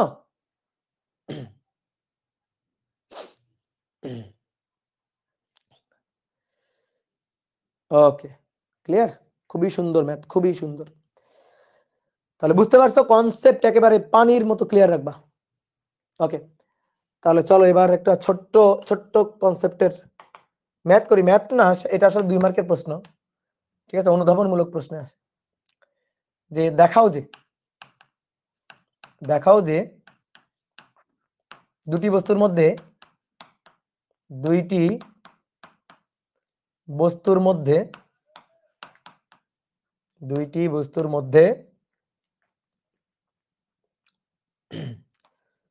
সংঘর্ষের পর বস্তুদ্বয় মিলিত হয়ে চললে, বস্তুদ্বয় মিলিত হয়ে গেল। অনেক সময় আমরা 9 10 ম্যাথ করছি না, যে দুইটা বস্তু সংঘর্ষ হলো, সংঘর্ষের পর বস্তুদ্বয় মিলিত হয়ে গেল। তাহলে বস্তুদ্বয় মিলিত হয়ে গেলে সংঘর্ষ কখনোই স্থিতিস্থাপক হবে না। সংঘর্ষ কখনোই স্থিতিস্থাপক হবে না, এটা দেখাইতে হবে, এটা ব্যাখ্যা করতে হবে আর কি। ঠিক আছে, 2 মার্কের প্রশ্ন আসবে কিন্তু, যে দুইটা বস্তুর মধ্যে যদি সংঘর্ষের পর বস্তু দুইটা মিলিত হয়ে যায়, তাহলে সেই সংঘর্ষ না কোনোদিন স্থিতিস্থাপক হবে না। কেন হবে না? কি কারণ? M1 এটা E1, M2 এটা U2, ধাক্কা লাগলো, সংঘর্ষ হলো, সংঘর্ষের পরে বস্তু দুইটা মিলিত হয়ে গেছে, তাহলে ভাই মিলিত ভর M1 প্লাস M2, আর মিলিত বেগ একটাই, মিলিত বেগ V, তার মানে V1 V2 সমান সমান V, মিলিত বেগ তো। তাহলে প্রথম বস্তুর শেষ বেগ V1, দ্বিতীয় বস্তুর শেষ বেগ V2, মিলিত বেগ V সমান সমান একই জিনিস। ঠিক আছে, তাহলে এই হচ্ছে ঘটনা মিলিত হয়ে গেলে। এবার তাহলে কেন এটা স্থিতিস্থাপক হবে না? কেন? কারণ হচ্ছে সংঘর্ষের আগে বস্তু দুইটার বেগের ডিফারেন্স ডেল ইউ এটা আছে, এটা নট ইকুয়াল টু 0, বুঝলা? আর সংঘর্ষের পরে V1 V2 V, তাহলে ভাই ডেল বি কত হবে? আরে ভাই ডেল বি 0, তাহলে আগে নট ইকুয়াল টু 0, পরে ইকুয়াল টু 0। স্থিতিস্থাপক সংঘর্ষ হতে হলে দুনিয়া উল্টে যাক, স্থিতিস্থাপক সংঘর্ষ যদি হয়, স্থিতিস্থাপক সংঘর্ষে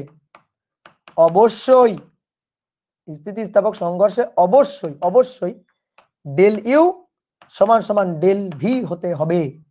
তাহলে এটা ডেল ইউ নট 0 আর এটা ডেল ভি 0, তাহলে এখানে তো হয়নি, এখানে কি হয়েছে?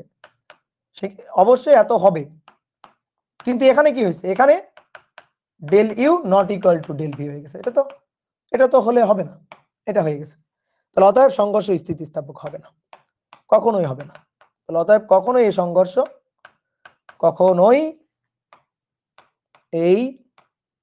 সংঘর্ষ স্থিতিস্থাপক হবে না, স্থিতিস্থাপক হবে না। বুঝলা? ক্লিয়ার? অনেকে বলতে পারে ভাই এমনও তো হইতে পারে সংঘর্ষের পরে তাদের বেগের পার্থক্য শূন্য, সংঘর্ষের আগেও শূন্য। হ্যাঁ তাই তো, সংঘর্ষের আগেও তো তাদের বেগের পার্থক্য শূন্য হইতে পারে। আচ্ছা সংঘর্ষের আগে যদি বেগের পার্থক্য শূন্য হয়, সংঘর্ষ হবে কেমনে? সংঘর্ষ কেমনে হবে? সংঘর্ষের আগে তাদের বেগের পার্থক্য শূন্য, দ্যাট মিনস একই বেগ নিয়ে চলতেছে। চিন্তা করো তো, এই বস্তুটা 5 মিটার পার সেকেন্ড বেগ নিয়ে চলতেছে, ঠিক আছে? এই বস্তুটা 5 মিটার পার সেকেন্ড বেগ নিয়ে চলতেছে, এটা u1, এটা u2 চলতেছে। তাহলে বেগের পার্থক্য কত? বেগের পার্থক্য শূন্য। তাহলে যদি একই বেগ নিয়ে একই দিকে চলে, ধাক্কা লাগবে জীবনেও? ধাক্কাই তো লাগবে না, সংঘর্ষই তো হবে না। বুঝতে পারছো? সংঘর্ষই যেখানে হবে না সেখানে আবার সংঘর্ষ স্থিতিস্থাপক কেমনে বলি? কি ক্লিয়ার? কথা বুঝছো? এইবার দেখো, কেউ বলতে পারে ভাই ধরেন এইটা কি u1 5 মিটার পার সেকেন্ড বেগে এদিকে যাচ্ছে, আর এই যে বস্তুটা এটা উল্টা এদিকে আসতেছে u2। এইবার দেখেন, এইবার তো বেগের পার্থক্য শূন্য, এইবার তো সংঘর্ষ হতে পারে। বলবা?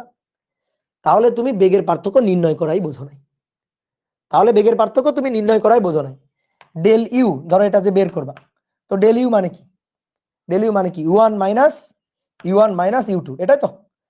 তাহলে u1 এর মান ধরো u1 এদিকে সো প্লাস, আর u2 উল্টা দিকে সো মাইনাস।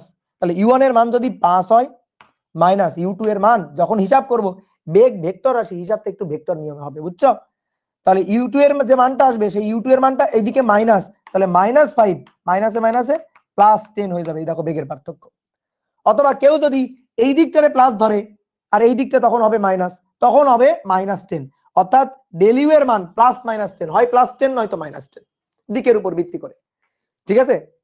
দিকের উপর ভিত্তি করে। বা আপেক্ষিক বেগ দেখো, এর সাপেক্ষে এর আপেক্ষিক বেগ 10, এর সাপেক্ষে এর আপেক্ষিক বেগ 10, আর এর সাপেক্ষে এর আপেক্ষিক বেগ 0 ছিল আগে। ওই যে আপেক্ষিক বেগের কথা বলছিলাম, মিলো দেখো আপেক্ষিক বেগ, এর সাপেক্ষে এর আপেক্ষিক বেগ কত? 10। এটাই তো পার্থক্য, এটাই তো বিয়োগ।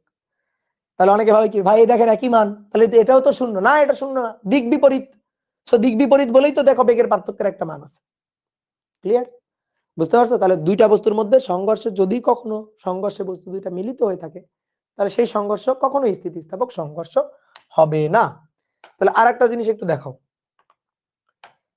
এবার বলছে দেখাও যে সমান ভরের দুটো বস্তুর মধ্যে, সমান ভরের দুটো বস্তুর মধ্যে স্থিতিস্থাপক সংঘর্ষ হলে, স্থিতিস্থাপক সংঘর্ষ হলে সংঘর্ষের পর বস্তুদ্বয় বেগ বিনিময় করবে। সংঘর্ষের পর বস্তুদ্বয় বেগ বিনিময় করবে। বেগ বিনিময় করবে মানে কি ব্যাপারটা? মানে কি বেগ বিনিময় করার মানে কি? ধরো এটা m1, এ তো চলতেছে u1 বেগে, এটা m2, এ চলতেছে u2 বেগে। এটা সংঘর্ষের আগে, এবার সংঘর্ষের পরে। তাহলে m1 এ চলবে v1 বেগে, m2 এ চলবে v2 বেগে। তাহলে সংঘর্ষের পরে তারা বেগ বিনিময় করবে, দ্যাট মিনস প্রথম বস্তুর শেষ বেগ হবে দ্বিতীয় বস্তুর আদি বেগ, আর দ্বিতীয় বস্তুর শেষ বেগ হবে প্রথম বস্তুর আদি বেগ। বেগ অল্টারনেট করে নেবে, বেগ জাস্ট চেঞ্জ করে নেবে, বেগ বিনিময় করে নেবে। তার মানে দেখো ব্যাপারটা কেমন দাঁড়াচ্ছে, এই v1টা হবে v1 প্রথম বস্তুর শেষ বেগ, তাহলে এটা হবে দ্বিতীয় বস্তুর আদি বেগ, এই যে এটা। ঠিক আছে? আর দ্বিতীয় বস্তুর শেষ বেগ দ্যাট ইজ v2, সেটা হবে প্রথম বস্তুর আদি বেগ অর্থাৎ u1 এর সমান। অর্থাৎ এইটা হবে এইটা। কথা বুঝছো? এইটা হবে এইটা। অর্থাৎ v1 হবে u2, তাহলে বেগ বিনিময়, আর v2 হবে u1, বেগ বিনিময়। এর বেগ ওর ঘাড়ে গেল, এর বেগ ওর ঘাড়ে গেল। এখন এই কথা বিশ্বাস করি না, প্রমাণ ছাড়া কিছুই বিশ্বাস করি না। তাহলে আমরা কি সূত্র জানি? v1 ইকুয়াল টু, সূত্রটা লিখিত দেখি, m1 মাইনাস m2, দাগ দিয়ে m1 minus sorry plus m1 plus m2। এবার v1 বের করছি, সো উপরে m1 মাইনাস m2, v1 এর জন্য u1 বসে গেল, বাকি থাকলো u2, যার বেগ তার দ্বিগুণ ভর। ওকে, আর v2 এর জন্য একটু লিখে নিই আগে। v2 এর জন্য এরকম একটা দাগ দিব, m1 প্লাস m2, এখানেও m1 প্লাস m2। তাহলে উপরে m2, v2 যেহেতু m2 মাইনাস m1, v2 এর জন্য u2, আর এখানে কি হবে, u2 বসে গেছে, তাহলে বাকি থাকলো কি u1 বসলো। তাহলে যার বেগ তার দ্বিগুণ ভর, 2m1। ক্লিয়ার? এইবার আসো, কি বলছে? সমান ভরের দুটো বস্তু, অর্থাৎ m1 m2 এদের মান সমান, m1 সমান m2 সমান সমান m। এই জিনিসটা এই সমীকরণ দুটোতে ইনপুট দিয়ে দিই। ঠিক আছে, সমীকরণ দুটোতে ইনপুট দিয়ে দিই। ভাই যদি ইনপুট দেওয়া হয়, দেখো m1 এর মানও m, m2 এর মানও m, তো m মাইনাস m তো 0, আর নিচে কি হবে? নিচে হবে 2m। তো 2m আর হওয়ার দরকার নেই, এটা 0 হয়ে গেছে। এখানে কি হবে? এখানে নিচে হবে 2m, উপর হবে 2m to m R u2, তাহলে 2m 2m কাটাকাটি, দেখো দেখো দেখো দেখো, এটা 0, পড়ে থাকলো কি u2। তাহলে অতএব v1 হলো u2, এই যে বেগ বিনিময়, দেখো বেগ বিনিময় হয়ে গেল। কত সহজ না, কত মজার জিনিস না বেগ বিনিময়। আচ্ছা এখানে আসো, এখানে m to m minus m to m minus m1 m, কারণ সেম ভর, ডিভাইডেড বাই নিচে 2m u2 plus m1 plus m2, m plus m 2m 2m 2m u1। তাহলে এইটা আর এটা কাটাকাটি গেল, আর এটা হয়ে গেল 0। তাহলে দেখো এই যে v2 ইকুয়াল টু কি হলো? u1, এই যে বেগ বিনিময়, ঠিক আছে, বুঝলা? ওকে গুড, ঠিক আছে। ধরো দুই বন্ধু শার্ট পরে যাচ্ছিলা, ধাক্কা লাগছে, ধাক্কার পরে শার্ট দুইটা অল্টারনেট হয়ে গেছে, চেঞ্জ করে নিছো। কথা বুঝছো? একজনের শার্ট আরেকজন পরে নিছো, মানে বিনিময় করে নেওয়ার মতো, বেগ বিনিময় হয়ে গেছে। ওকে চেঞ্জ। তাহলে আসো দেখি আরেকটা সুন্দর ম্যাথ করি। 3 কেজি ও 3 কেজি ভরের দুটো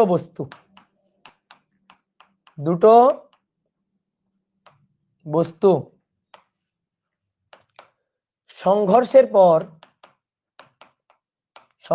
পর যথাক্রমে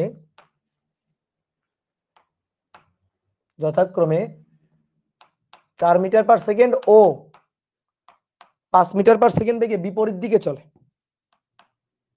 5 মিটার পার সেকেন্ড বেগে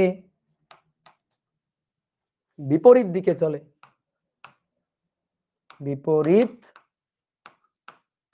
দিকে চলে, সংঘর্ষের আগে বস্তুদ্বয়ের বেগ কত? সংঘর্ষের আগে বস্তুদ্বয়ের বেগ কত? বলো, পারবো কিনা? ম্যাথ না করে উত্তর বলো, দেখি কে পারে। ম্যাথ না করে উত্তর বলো। 4 আর 5 আর 4 হয়নি, 5 আর 4 হয়নি, 5 আর 4 হয়নি, হয়নি হয়নি হয়নি। সংঘর্ষের পর তাদের বেগ কত? যারা 5 আর 4 বলছো হয়নি, যারা 4 আর 5 বলছে তাদেরও হয়নি। হ্যাঁ এই যে একজনের হয়েছে, এই যে 5 আর -4, হ্যাঁ একটা মাইনাস দিতে হবে, যে কোনো একটার আগে মাইনাস দিতে হবে। তাহলে অ্যান্সার হবে হচ্ছে একটা মাইনাস আর একটা প্লাস, মাইনাস দিতে হবে মুখোমুখি। এখানে দেখো আমি তোমাকে মাইনাস সহ বের করে দিচ্ছি, আসো।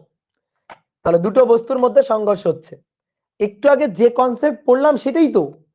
দুইটা বস্তু কি 3 কেজি না, দুটোর ভর সেম না? তো দুটো সেম ভরের বস্তু, এরা যদি স্থিতিস্থাপক সংঘর্ষে লিপ্ত হয়, আচ্ছা সংঘর্ষের পর যথাক্রমে, আচ্ছা এখানে একটু লেখা লাগবে, মেনশন করা লাগবে, তো না হলে তুমি বুঝবা কেমনে স্থিতিস্থাপক সংঘর্ষ কিনা? এখানে অবশ্যই মেনশন করতে হবে স্থিতিস্থাপক সংঘর্ষের পর। সরি, এটা অবশ্যই মেনশন করা লাগবে স্থিতিস্থাপক সংঘর্ষের পর। ঠিক আছে, ওকে। এবার আসো, দেখো 3 কেজি 3 কেজি সমান ভরের দুটো বস্তু, স্থিতিস্থাপক সংঘর্ষ হলে বেগ অল্টারনেট করে নিবে, বেগ পরিবর্তন করে নিবে, বেগ বিনিময় করবে। তাহলে সেই বেগ বিনিময় হবে তো, ঠিক আছে, বেগ বিনিময় হবে, তাহলে সেটা আমরা দেখব। তাহলে এটার ছিল 4 5, উল্টা হবে 5 4, সংঘর্ষের পরে দেওয়া আছে, ঠিক আছে, তাহলে আদিতে মানে আদিতে যেটা ছিল সেটা তো উল্টা, তাহলে 5 এটা হবে, 4 এটার হবে, এবং যেহেতু বিপরীত সো একটার আগে মাইনাস হবে। ঠিক আছে, এখন মাইনাসটা কোনটা আগে দিবা সেটা হচ্ছে তুমি কোন দিকে প্লাস ধরবা তার উপর ডিপেন্ড করে। তাহলে ধরো এটা 3 কেজি, ধরো এটা এ মান বললাম, সে এটা এ মান, তাহলে এটা এইদিকে চলতেছিল u1 বেগ নিয়ে, এটা m2, এটা এদিকে যাচ্ছে u2 বেগ নিয়ে। এখন তুমি বলতে পারো ভাই দুটো যে একই দিলেন, আমি কি জ্যোতিষী, আমি কি জানি যে সংঘর্ষের আগে তারা বিপরীতমুখী ছিল কিনা? সংঘর্ষের পরে, যে সংঘর্ষের পর তারা বিপরীতমুখী এটা আমি জানি, কিন্তু আগে কি আমি জানি? সো আমি আগে সব একদিকে দিয়ে নিব, একে নিব, এটা আঁকার জন্য আঁকা। ঠিক আছে, আমি তো আগে জানি না যে u1 কোন দিকে u2 কোন দিকে, জানি না তো, বিপরীত কিনা জানি না তো, একই দিকে কিনা জানি না তো, সো আমি একে নিলাম। আর তুই বলতে পারো ভাই আপনি তো জানেন তারা তো বিপরীত হবেই, সেটা আমি কেমনে জানি? সেটা তো আমি কনসেপ্ট দিয়ে আগে থেকে জানি, কিন্তু ম্যাথ করার সময় তো আর ওটা করবো না। ওকে, তাহলে আসো এবার, আসো, এটা এমন ভরের বস্তু 3 কেজি, 3 কেজি, আর এইটা m2 এটা 3 কেজি, তো মুখোমুখি পরস্পরের বিপরীত দিকে যাচ্ছে। তাহলে বিপরীত দিকে যাচ্ছে মানে যদি এইটা v1 যদি হয় 4, এটা যদি +4 পজিটিভ দিক হয়, মানে আমি এই দিকটা ধরছি পজিটিভ, সো এই দিক তাহলে নেগেটিভ, তাহলে এই দিক যদি প্লাস হয় তাহলে অবশ্যই বিপরীত দিক, তাহলে এটা তো v2, এটা তো মাইনাস হবে। তাহলে এই যে v2 কে আমি মাইনাস দিলাম, বুঝলা? v1 কে প্লাস ধরলাম, v2 কে আমি মাইনাস ধরলাম। অনেকে ভাবে ভাই সংঘর্ষের পরে এভাবে কেমনে চলতেছে, এভাবে যদি সংঘর্ষের পরে চলে তাহলে তো এগিয়ে এর আবার ধাক্কা দিবে। আচ্ছা, যাদের মনে এরকম প্রশ্ন আছে তারা তাহলে এই জিনিস ভাবো, এটা তো আঁকার জন্য আঁকছি, যদি কারো মনে এই প্রশ্ন জাগে তাহলে এই যে এটা ভাবো, এই আমার হ্রস্বকার দীর্ঘকার সব উঠে আসলো কেন? কারো মনে যদি এরকম প্রশ্ন জাগে তাহলে এইভাবে চিন্তা করো, সমস্যা আছে? এই যে বিপরীত দিকে যাচ্ছে, নাও। বুঝলা? অনেকে ভাবে ভাই এভাবে আঁকলেন কেন, হয়তো আবার ধাক্কা দিবে। আচ্ছা ঠিক আছে, এভাবে আঁকলাম তাহলে তো আর ধাক্কা দিবে না, তাহলে এইটা এদিকে সো মাইনাস, এইটা এদিকে সো প্লাস। তো আসো এবার, তাহলে আমরা কি বের করতে চাই? বেগ বের করতে চাই। কি v1 v2 বের করতে চাই? না, ওটা দেওয়া আছে, আমি u1 u2 বের করতে চাই। যে সমস্যায় পড়ো না কেন সূত্র লিখে ফেলবা, দেখবা ম্যাথ শেষ। তাহলে v1 সমান সমান নিচে m1 - m2, sorry plus m1 plus m2, এখানে m1 - m2 u1, আর এখানে কি হবে? u1 যেহেতু বসে গেছে তাহলে এটা u2, যার বেগ তার দ্বিগুণ ভর 2m2। তাহলে সমান ভরের বস্তু 3 কেজি 3 কেজি, তাহলে 3 বিয়োগ 3 নিচে 3 যোগ 3, এটা u1 এর মান আমি জানি না কত, আচ্ছা ঠিক আছে, কিন্তু v1 এর মান আমি জানি, v1 এর মান আমি জানি কত, v1 4 +4, তারপরে এখানে m1 + m2 অর্থাৎ 3 যোগ 3, উপরে 2 গুণ 3, 3 দুগুণে 6, 6 6 কাটাকাটি, u2 এর মান এই যে এটা u2, এই u2 এর মানটাই তো আমাদের বের করতে হবে। এটা তো 0, এই পার্টটা তো 0, এটা তো 0, তাহলে এটা বাদ, এটা 0, তাহলে আমাদের u2 সমান এটা কাটাকাটি, তাহলে অতএব u2 সমান দেখো +4, u2 আসছে +4 এত মিটার পার সেকেন্ড। ঠিক একইভাবে v2 m1 + m2 plus m1 + m2 উপরে m2 - m1, ওকে, যেহেতু v2 সো u1 বসে যাবে তার দ্বিগুণ ভর। তাহলে v2 এর মান গিভেন, v2 এর মানটা কত? v2 এর মান এই যে -5, 3 বিয়োগ 3 0, 3 যোগ 3 তার সাথে u2 যাই হবে এটা 0, আর এখানে 3 যোগ 3 6, উপরে 2 গুণ 3 6, আর তার সাথে u1 এর মানটা আমরা বের করতে চাই, তাহলে অতএব দেখো u1 এর মান হবে -5 এত মিটার পার সেকেন্ড।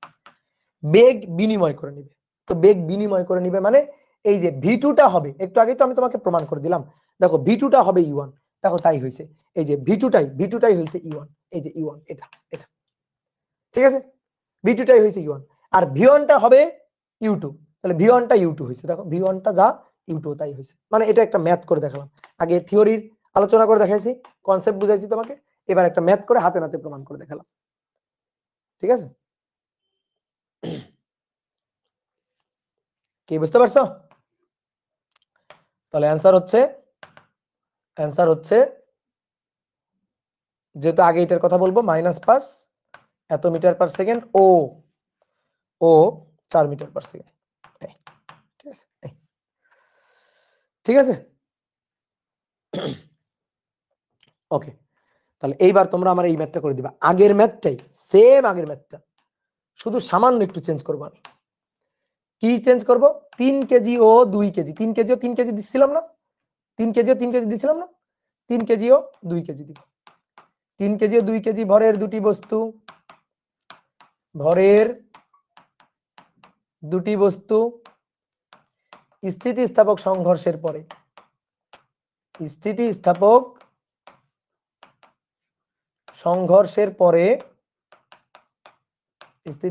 সংঘর্ষের পরে বিপরীত দিকে কত কত বেগ দিয়েছিলাম? 4 ও 5, বিপরীত দিকে 4 মিটার পার সেকেন্ড ও 5 মিটার পার সেকেন্ড বেগে চলে। বস্তুদ্বয়ের আদিবেগ কত? বস্তুদ্বয়ের আদিবেগ কত? এই যে, তাহলে এবার বলো, এবার তুমি মুখে মুখে অ্যান্সার দিতে পারবা না? মুখে মুখে অ্যান্সার দিতে পারবা না। তাহলে এবার আসো হিসাব নিকাশ করি। তাহলে এমন ধরি 3 কেজি, তাহলে সে চলতেছে U1 বেগ নিয়ে, আমি জানি না কোন দিকে। তারপরে M2, এটা 2 কেজি, এটা চলতেছে U2 বেগ নিয়ে, জানি না কোন দিকে। তাহলে আপাতত ধরে লিখে নিলাম, এটা সংঘর্ষের আগে। এবার সংঘর্ষের পরে মুখোমুখি চলতেছে, আচ্ছা, মানে বিপরীত দিকে চলতেছে। তাহলে M1 ধরলাম, এটা V1 কত, সেটা 4, তাহলে এটা +4 ধরলাম, প্লাসের ডিরেকশন, যেহেতু বিপরীত দিকে, তাহলে এটাকে উল্টা দিকে ধরি। M2 হচ্ছে কত কেজি? M2 2 কেজি, তাহলে এটা এদিকে যাচ্ছে ধরো, তাহলে এটা V2, এটা কত? তাহলে -5 ধরতে হবে, যেহেতু উল্টা দিক। আমি তাহলে কি করলাম, এই দিকগুলোরে পজিটিভ ধরলাম, এই দিকগুলো আমার নেগেটিভ। তাহলে এই V2টা হবে -5 মিটার পার সেকেন্ড, বুঝতে পারছো? -5 মিটার পার সেকেন্ড। ওকে, তাহলে আসো হিসাব নিকাশ শুরু করি। তাহলে আমাদের V1 দেওয়া আছে, V2 দেওয়া আছে, M1 দেওয়া আছে, M2 দেওয়া আছে, U1 U2 বের করতে হবে। আগে কত সুন্দর করে বের হয়ে গেছিল, কারণ কিছু পার্ট 0 হয়ে গেছিল। এই যে কিছু পার্ট, এই পার্টটা 0 হয়ে গেছিল, এই পার্টটা 0 হয়ে গেছিল। এবার তো এই দুইটা পার্ট 0 হচ্ছে না, এবার তো এই দুইটা পার্ট 0 হওয়ার কোনো সম্ভাবনা নেই। তাহলে এবার কি করি? এবার তো মুশকিলে পড়ে গেলাম, বলো মুশকিলে পড়ে গেলাম কিনা? এবার তাহলে কি করা যায়, দেখি কি করা যায়। যে বিপদে পড়ো না কেন, সূত্র লিখে ফেলবা, সূত্র লিখে ফেললে বিপদ থেকে মুক্ত। তাহলে আসো, V1 M1 plus M2, M1 plus M2, ওকে, M1 মাইনাস M2, যেহেতু V1 সেহেতু U1, তাহলে 2 M2 U2, বুঝছো তো? তাহলে V1 এর মানটা আমরা জানি, V1 এর মানটা ওই যে +4, M1 প্লাস M2, 3 যোগ 2, 3 বিয়োগ 2, U1 এর মান জানি না, বের করতে চাই। M1 প্লাস M2, 3 যোগ 2, 2M2, তাহলে 2 × 2, U2 এর মান জানি না, বের করতে চাই। তাহলে এই সমীকরণে আননোন কোয়ান্টিটি কয়টা? দুইটা, U1 আর U2, দুইটা আননোন কোয়ান্টিটি। ওকে, তাহলে 3 বিয়োগ 1, 3 বিয়োগ 2 1, তাহলে আমি একটু সাজায় লিখতেছি একবারে, হ্যাঁ, 1 ভাগ নিচে 3 2 2, 3 যোগ 2 5, U1 প্লাস এটা কি লিখবো, 2 দুগুণে 4 আর নিচে 3 আর 2 5, U2 সমান সমান 4। আমি কি করলাম জানো, একবারে সাজায় লিখলাম। এটা 1 নং সমীকরণ, এটা 1 নং সমীকরণ, এটা 1 নং সমীকরণ। ওকে, ডান। এবার আসো নেক্সট, এখানে এবার আসো V2 M1 plus M2, M1 plus M2, তাহলে V2 এর জন্য M2 মাইনাস M1, V2 এর জন্য U2, নিচে 2 m1 u1। তাহলে v2 এর মান কত ভাই? v2 এর মান -5, m1 প্লাস m2, 3 যোগ 2, m2 2 বিয়োগ m1 3 u2 plus m1 plus m2, 3 যোগ 2 2, m1 এর মান 3, u1 এর মান, এটাই তো বের করতে চাই। এবার একটু সাজাবো, দেখো সাজাবো। এই পার্টটাকে আগে লিখবো, ঠিক আছে? এই পার্টটাকে আগে লিখবো। 3 দুগুণে 6, 3 যোগ 2 5 u1। এবার দেখো এটা -2 বিয়োগ 3 -1/5 u2, এটা ইকুয়াল টু -5। সমীকরণ নম্বর 2। আননোন কোয়ান্টিটি দুটো, ইকুয়েশন পাইলাম কত? দুইটা। কে সলভ করবে? তুমি? খবরদার না, ক্যালকুলেটর সলভ করবে। সলভ করবে কে? ক্যালকুলেটর। আসো ক্যালকুলেটর। তাহলে ইকুয়েশনে যাব, গিয়ে আননোন কোয়ান্টিটি দুটো, একে যাব, তাহলে 1/5 বসাবো, 4/5 বসাবো, 4 বসাবো। তারপরে 6/5 বসাবো, -1/, এই যে মাইনাস বসাবো, কিন্তু -1/5 বসাবো, দেন -5 বসাবো। তাহলে এবার আসো দেখো, ঠিক আছে। তাহলে অতএব সলভ করে পাই, কি সলভ করে পাই? দুটো ইকুয়েশন সলভ করে পাই, 1 ও 2 থেকে পাই, সলভ করে পাই u1 এর মান, u1 এর মান পাইলাম -3.2 মিটার পার সেকেন্ড। ওকে, ঠিক আছে, কোনো সমস্যা নেই। আর u2 এর মান পাইলাম 5.8 প্লাস মিটার পার সেকেন্ড। ঠিক আছে, ম্যাথ হইছে কিনা বুঝবো কেমনে? স্থিতিস্থাপক সংঘর্ষ, তাহলে অবশ্যই বেগের পার্থক্য সমান, অবশ্যই বেগের পার্থক্য সমান। ঠিক আছে, অবশ্যই। দেখো কেমনে, দেখো কেমনে সমান। u1 আসছে মাইনাস, অর্থাৎ আমি তো ডিরেকশন দেখো এইদিকে দিছিলাম, আসলে বাস্তবে এদিকে ডিরেকশন উল্টা দিকে যাচ্ছে, উল্টা দিকে যাচ্ছে। দেখো এই যে এইটা m1, m1, m1, সে যাচ্ছে u1 ওইদিকে, ওইদিকে, কারণ u1 মাইনাসের দিকে যাচ্ছে, x অক্ষের ঋণাত্মক দিকে যাচ্ছে, এই যে এটা। ঠিক আছে, এই যে u1 আসছে কত? -3.2। আর আর m2, এটা হচ্ছে m2, m2 এই যাচ্ছে কোন দিকে? u2 এর মান প্লাস আসছে। ও আচ্ছা, তাহলে এই প্লাসের দিকে যাচ্ছে, এই যাইতেছে প্লাসের দিকে। এটা কি সংঘর্ষের আগে না পরে? বলো বলো, সংঘর্ষের আগে না পরে? এটা 5.8 আগে না পরে? এটা বলো বলো বলো, এটা সংঘর্ষের আগে না পরে? আগে। এই ভাই, আগে এটা কেমনে হয়? এইভাবে হইলে ধাক্কা লাগাবে কেমনে? বলো, এটা এইভাবে হইলে ধাক্কা লাগাবে কেমনে? আমি আঁকছি তো, দেখো u1 কোন দিকে যাচ্ছে, দেখো দেখো, এই যে মাউসের দিকে দেখো, কই গেল মাউস? এই যে দেখো, এই যে u1 কোন দিকে? u1টা x অক্ষের ঋণাত্মক দিকে, আর পাশে দেখো u2 কোন দিকে? x অক্ষের ধনাত্মক দিকে। তাহলে এরে এরে সংঘর্ষ কেমনে হবে? আরে তো সংঘর্ষ হবে না, সংঘর্ষ তো হবে না। বলো, একটু গুগলি গুগলি মাথা খারাপ। ঠিক আছে, সংঘর্ষ কেমনে হওয়ানো যায়? কেমনে হওয়ানো যায়? এ আছে সামনে, এ আছে সামনে, এই যে এই দুটো দুটো ধরে চলে গেল কেন? এই যে এ আছে, এই যে সামনে এইখানে আছে, এই এই যে সংঘর্ষ হবে, বুঝলা? হ্যাঁ, এই যে এটাই, বুঝতে পারছো? এটা আঁকা যা, এটা আঁকাও তাই, কোনো ব্যাপার না। বুঝতে পারছো? ক্লিয়ার? তাহলে এই হচ্ছে সংঘর্ষের আগের ঘটনা, এই হচ্ছে সংঘর্ষের আগের ঘটনা।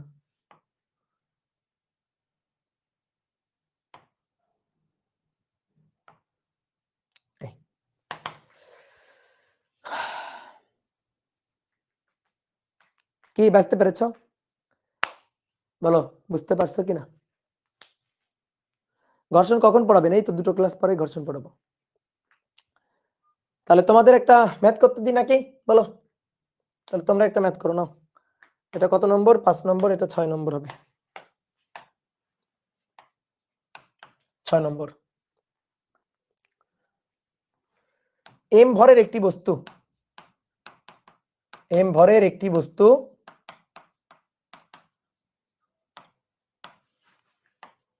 2m ভরের স্থির একটি বস্তুর সাথে স্থিতিস্থাপক সংঘর্ষে লিপ্ত হয় 2m ভরের স্থির একটি বস্তুর সাথে কি সংঘর্ষে? স্থিতিস্থাপক সংঘর্ষে লিপ্ত হয়। দেখাও যে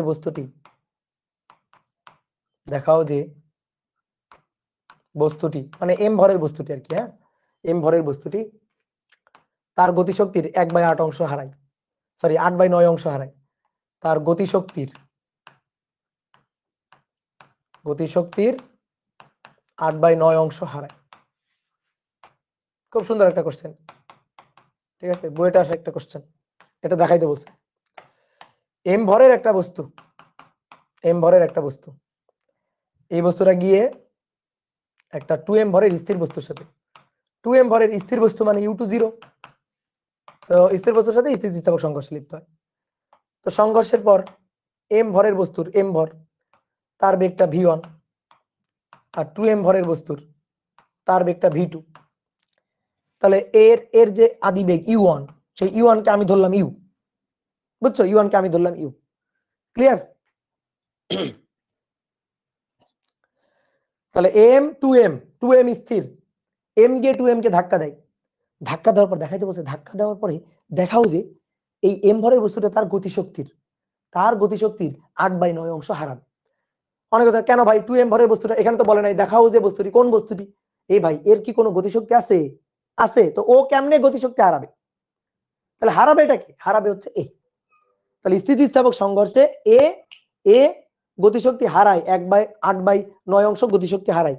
ওর হারানো গতিশক্তিটা কে পাবে? অবশ্যই ও পাবে, কারণ স্থিতিস্থাপক সংঘর্ষ শক্তির ও গতিশক্তির অন্য কোনো ভাবে ক্ষয়টয় কিছু হইতে পারে না।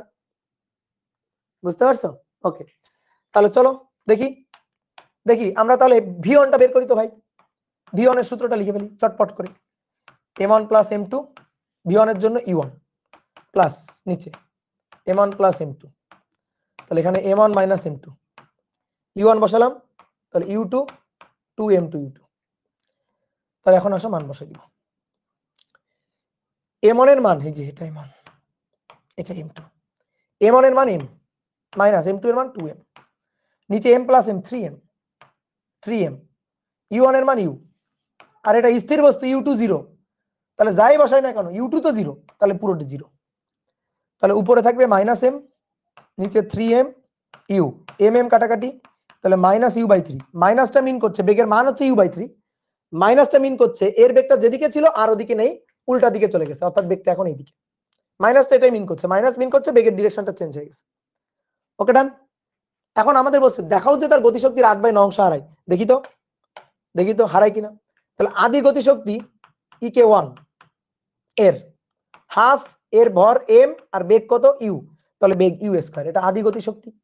এবার পরবর্তীতে ইকে ফাইনাল গতিশক্তি ফাইনাল। তো এখন তো বেগ ভাই এটা, তাহলে হাফ m v1², তো ভাই হাফ m v1 মানে হচ্ছে মাইনাস u/3, তো তার স্কয়ার, তাহলে 3 × 9, তাহলে 1/9 হাফ m u²। হারায় মানে বিয়োগ করো, ডেল ইকে হারাবে, তাহলে হারাবে হাফ m u², ঠিক আছে। এই যে ইকে ইনিশিয়াল থেকে মাইনাস ইকে ফাইনাল, তাহলে দেখো half m u² minus 1/9 half m u², তাহলে বিয়োগ করে দেখো হাফ m u² বিয়োগ করে দেখো 1 মাইনাস 1/9, তাহলে নিচে 9 মাইনাস 1 8, তাহলে 8/9 হাফ m u²। এটা আদি গতিশক্তি, তার কত পার্সেন্ট, কতটুকু হারাচ্ছে? 8/9 অংশ হারাচ্ছে, 8/9 ইকে ইনিশিয়াল। তাহলে ইনিশিয়াল গতিশক্তির 8/9 অংশ হারাচ্ছে। মাইনাস হলো কিভাবে? এই যে m1 এর মান m, m2 এর মান 2m, তো m থেকে 2m বিয়োগ করলে তো মাইনাস। খুবই সহজ ম্যাথ। ক্লিয়ার? বুঝছো সবাই?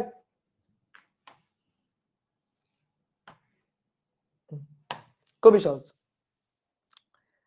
ওকে, ডান। তাহলে এবার তোমাদের টেস্ট, এবার একটা শেষ ম্যাথ, এটা তোমাদের টেস্ট। 7 নম্বর বলা হচ্ছে 4 কেজি ভরের কোনো বস্তু 5 মিটার পার সেকেন্ড বেগে সরল রৈখিক পথে চলে। সরল রৈখিক পথে চলে একই দিকে চলতে থাকা, একই দিকে 4 মিটার পার সেকেন্ড বেগে, একই দিকে 4 মিটার পার সেকেন্ড বেগে চলতে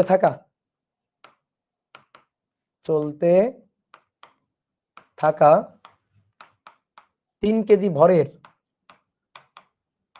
বস্তুর সাথে সংঘর্ষে লিপ্ত হয়। কি সংঘর্ষ বলে নাই কিন্তু, বস্তুর সাথে সংঘর্ষে লিপ্ত হয়, সংঘর্ষে লিপ্ত হয়। সংঘর্ষের পর 4 কেজি বস্তু, 4 কেজি বস্তুটি পূর্বের বেগের দিকে, পূর্বের বেগের দিকে 2 মিটার পার সেকেন্ড বেগে চললে, বেগে চলতে থাকে। এটা হচ্ছে উদ্দীপক। কোশ্চেন নম্বর 1, সংঘর্ষের পর অপর বস্তু কত বেগে কোন দিকে চলবে? সংঘর্ষের পর অপর বস্তু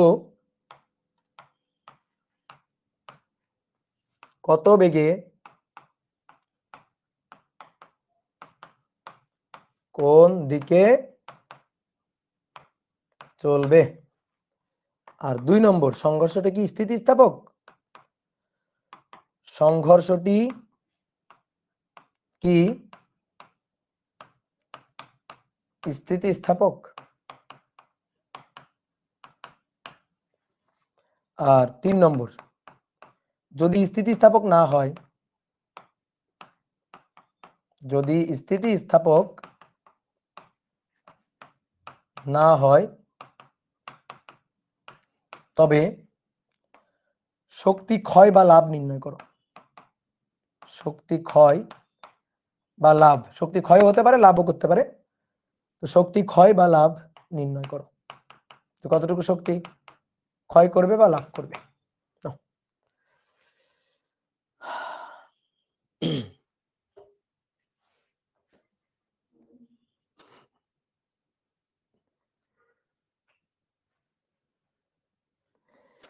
এটাই শেষ, নাও এটাই শেষ।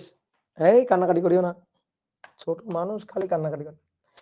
একটু বেশি পড়লে কি হয়? হ্যাঁ, একটু বেশি পড়াশোনা করলে কি হয় বলো? 4 কেজি ভরের বস্তু 5 মিটার পার সেকেন্ড বেগে সরল রৈখিক পথে চলে।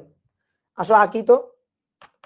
এই যে 4 কেজিকে আমি বললাম এমন 4 কেজি, তো 4 কেজি ভরের বস্তুটা সরল রৈখিক পথে চলতেছে 5 মিটার পার সেকেন্ড বেগে। তাহলে U1 5,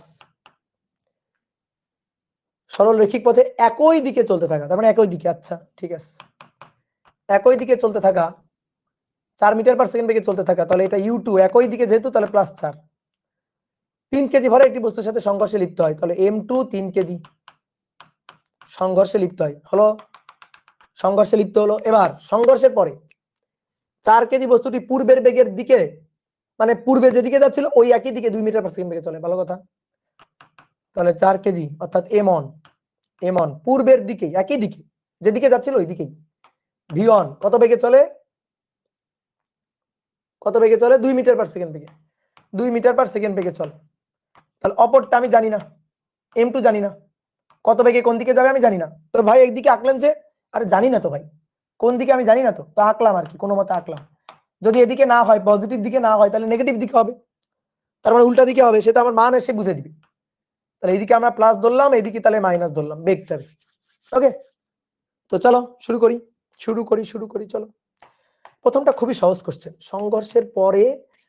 সংঘর্ষের পর অপর বস্তু কত বেগে কোন দিকে চলবে।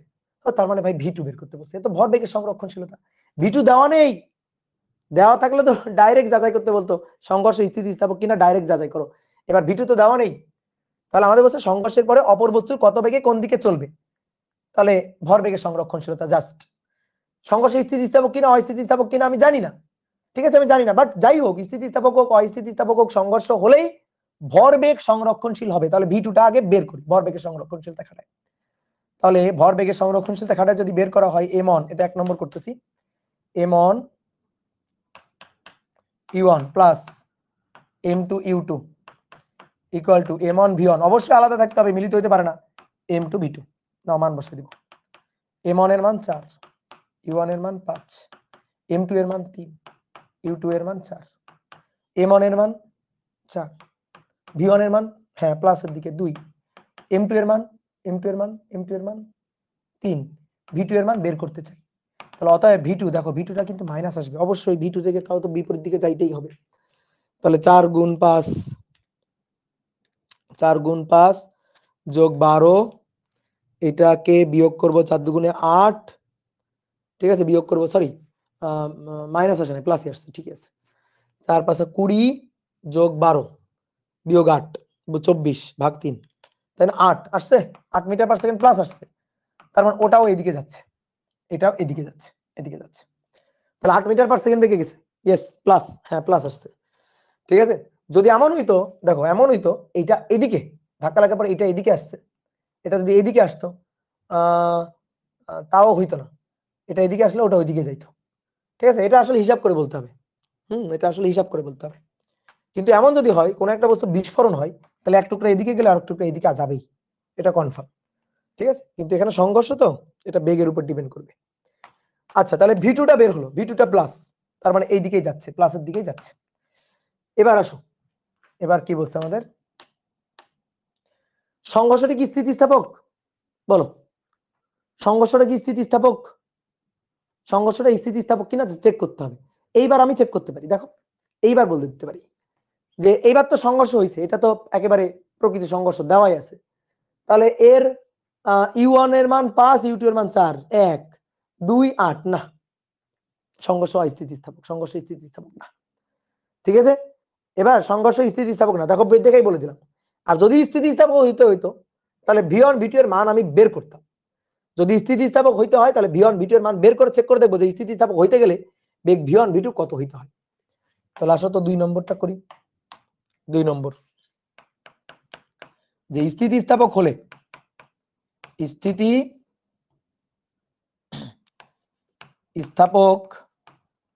হতে হলে v1 এর মান m1 plus m2 u1, m1 minus m2 plus নিচে m1 plus m2 u2 2 m2। তাহলে এখানে মান হইতে হবে m1 এর মান 4, m2 এর মান 3, নিচে 4 যোগ 3, u1 এর মান 5। আচ্ছা, m1 প্লাস m2 4 যোগ 3 2m2 3, u2 4। তাহলে এটা হইতে হবে চলো চলো চলো দ্রুত করে ফেলি, 1 আর নিচে 7 আর 5, যা হবে এর সাথে যোগ হবে 3 4 12 12 24 ভাগ 7, কত আসছে ভাই, 29, 29/7, 29/7 আর 4.1428 এত মিটার পার সেকেন্ড আসছে, বলো আসছে এটা, ওকে। এবার v2, স্থিতিস্থাপক হতে গেলে v2 কত হইতে হবে, m2 minus m1, m1 plus m2 u2 plus এখানে m1 প্লাস m2 আর উপরে u1 2m। তাহলে নিচে 4 যোগ 3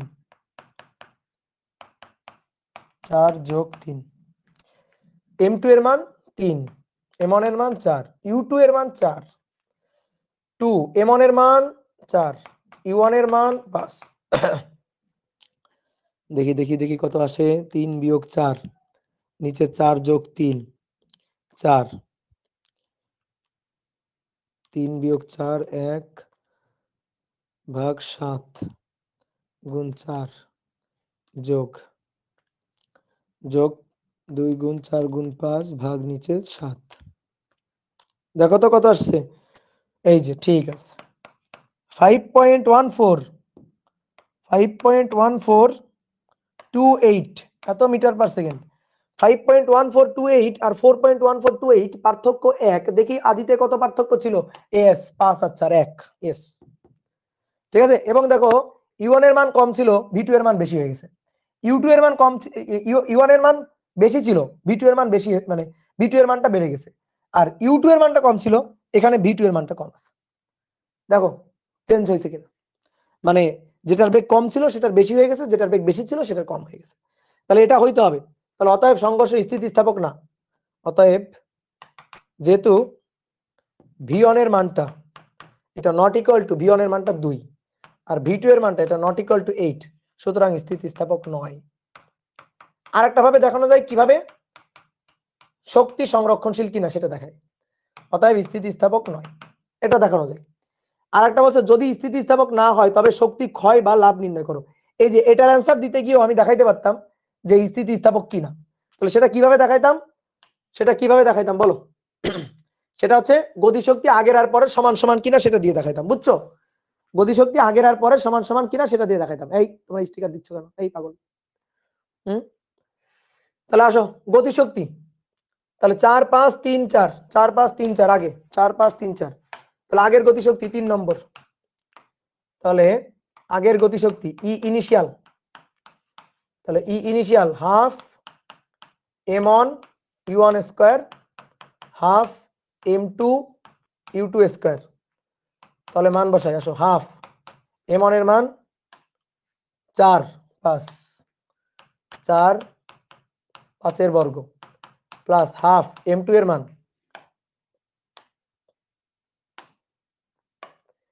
m2 এর মান 3, u2 এর মান 4, 3 4। তাহলে 0.5 যোগ 4 গুণ 5 এর বর্গ, তারপরে 0.5 গুণ 3 গুণ 4 এর বর্গ, 74 জুল। এই দেখো তো হয়েছে কিনা, 74 জুল। এবার কান দিও না, পড়ো পড়াশোনা করো। Final half m1 v1 square half m2 v2 square, এবার হাফ m1 এর মান 4, v1 এর মান 2, ঠিক আছে, v1 এর মান 2 আর v2 এর মান 8, তাহলে এটা 2 হাফ 3 8 স্কয়ার। তাহলে 0.5 ইন্টু 4 ইন্টু 4, তার সাথে যোগ করব 0.5 ইন্টু 3 ইন্টু 64, 104 জুল শক্তি লাভ করছে। ভালো কত শক্তি গেইন করছে, তাহলে এনার্জি গেইন, ঠিক আছে, এনার্জি লস না, এনার্জি গেইন করছে, গেইন ই ফাইনাল মাইনাস ই ইনিশিয়াল। তো কতটুকু, 104 বিয়োগ 74, 104 বিয়োগ 74, 30 জুল। ঠিক আছে, তাহলে শক্তি গেইন কত, এটা হচ্ছে অ্যান্সার। আর স্থিতিস্থাপক কিনা সেটা আমি কেমনে দেখাইতাম, এই যে E initial not equal to E final, ভরবেগ সংরক্ষণশীল বাট গতিশক্তি সংরক্ষণশীল না। ই কে ইনিশিয়াল, ই কে এটা, হ্যাঁ, ই কে ইনিশিয়াল আর ই কে ফাইনাল সমান সমান না, অতএব স্থিতিস্থাপক নয়, অস্থিতিস্থাপক সংঘর্ষ, অস্থিতিস্থাপক সংঘর্ষ, ইলাস্টিক সংঘর্ষ নয়। এই বুঝছো, ক্লিয়ার? যাও, তোমাদের আর পড়াবো না, তোমরা পড়তে চাও না, তোমাদের আর পড়াবোই না, পরের দিন থেকে আর ক্লাসই নিব না তোমাদের। না না, আর পড়াবোই না, তোমাদের আর পড়াবো না, পরের দিন থেকে আর ক্লাসই নিব না আমি, আর আসবোই না তোমাদের গ্রুপে, আর আসবোই না, লাইভেই আসবো না, সব আমি ইঞ্জিনিয়ারিং ব্যাচকে পড়াবো। ইঞ্জিনিয়ারিং ব্যাচকে পড়াবো, ভার্সিটি ব্যাচকে পড়াবো, 24-এর ব্যাচকে পড়াবো। তোমাদের আর আসবোই না পড়াইতে, তোমরা পড়তে চাও না কিছু না, যাও।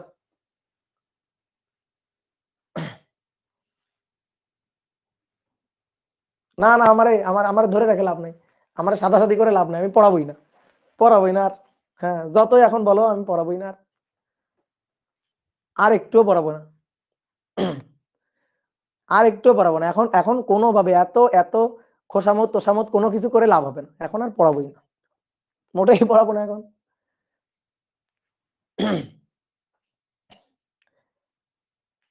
তাহলে এত এতই এতই যখন রিকোয়েস্ট করতেছে তাহলে একটু পড়াই নাকি? তাহলে এত যখন রিকোয়েস্ট করতেছে একটু পড়াই, আবার তোমরা মাইন্ড করবা, তাহলে এখন পড়াই, আর একটু পড়াই, আর একটা ম্যাথ করাই, চলো চলো আর একটা ম্যাথ করাই, চলো। আমি কিন্তু আমি কিন্তু করাইতে চাইনি, তো তোমরা করাইতে বলছো, আমি কিন্তু করাইতে চাই, তোমরা করাইতে বলছো, ঠিক আছে? আমি কিন্তু বলছিলাম ছেড়ে দিব, তোমরা এত রিকোয়েস্ট করলা, না ভাই করান করান করান, ঠিক আছে?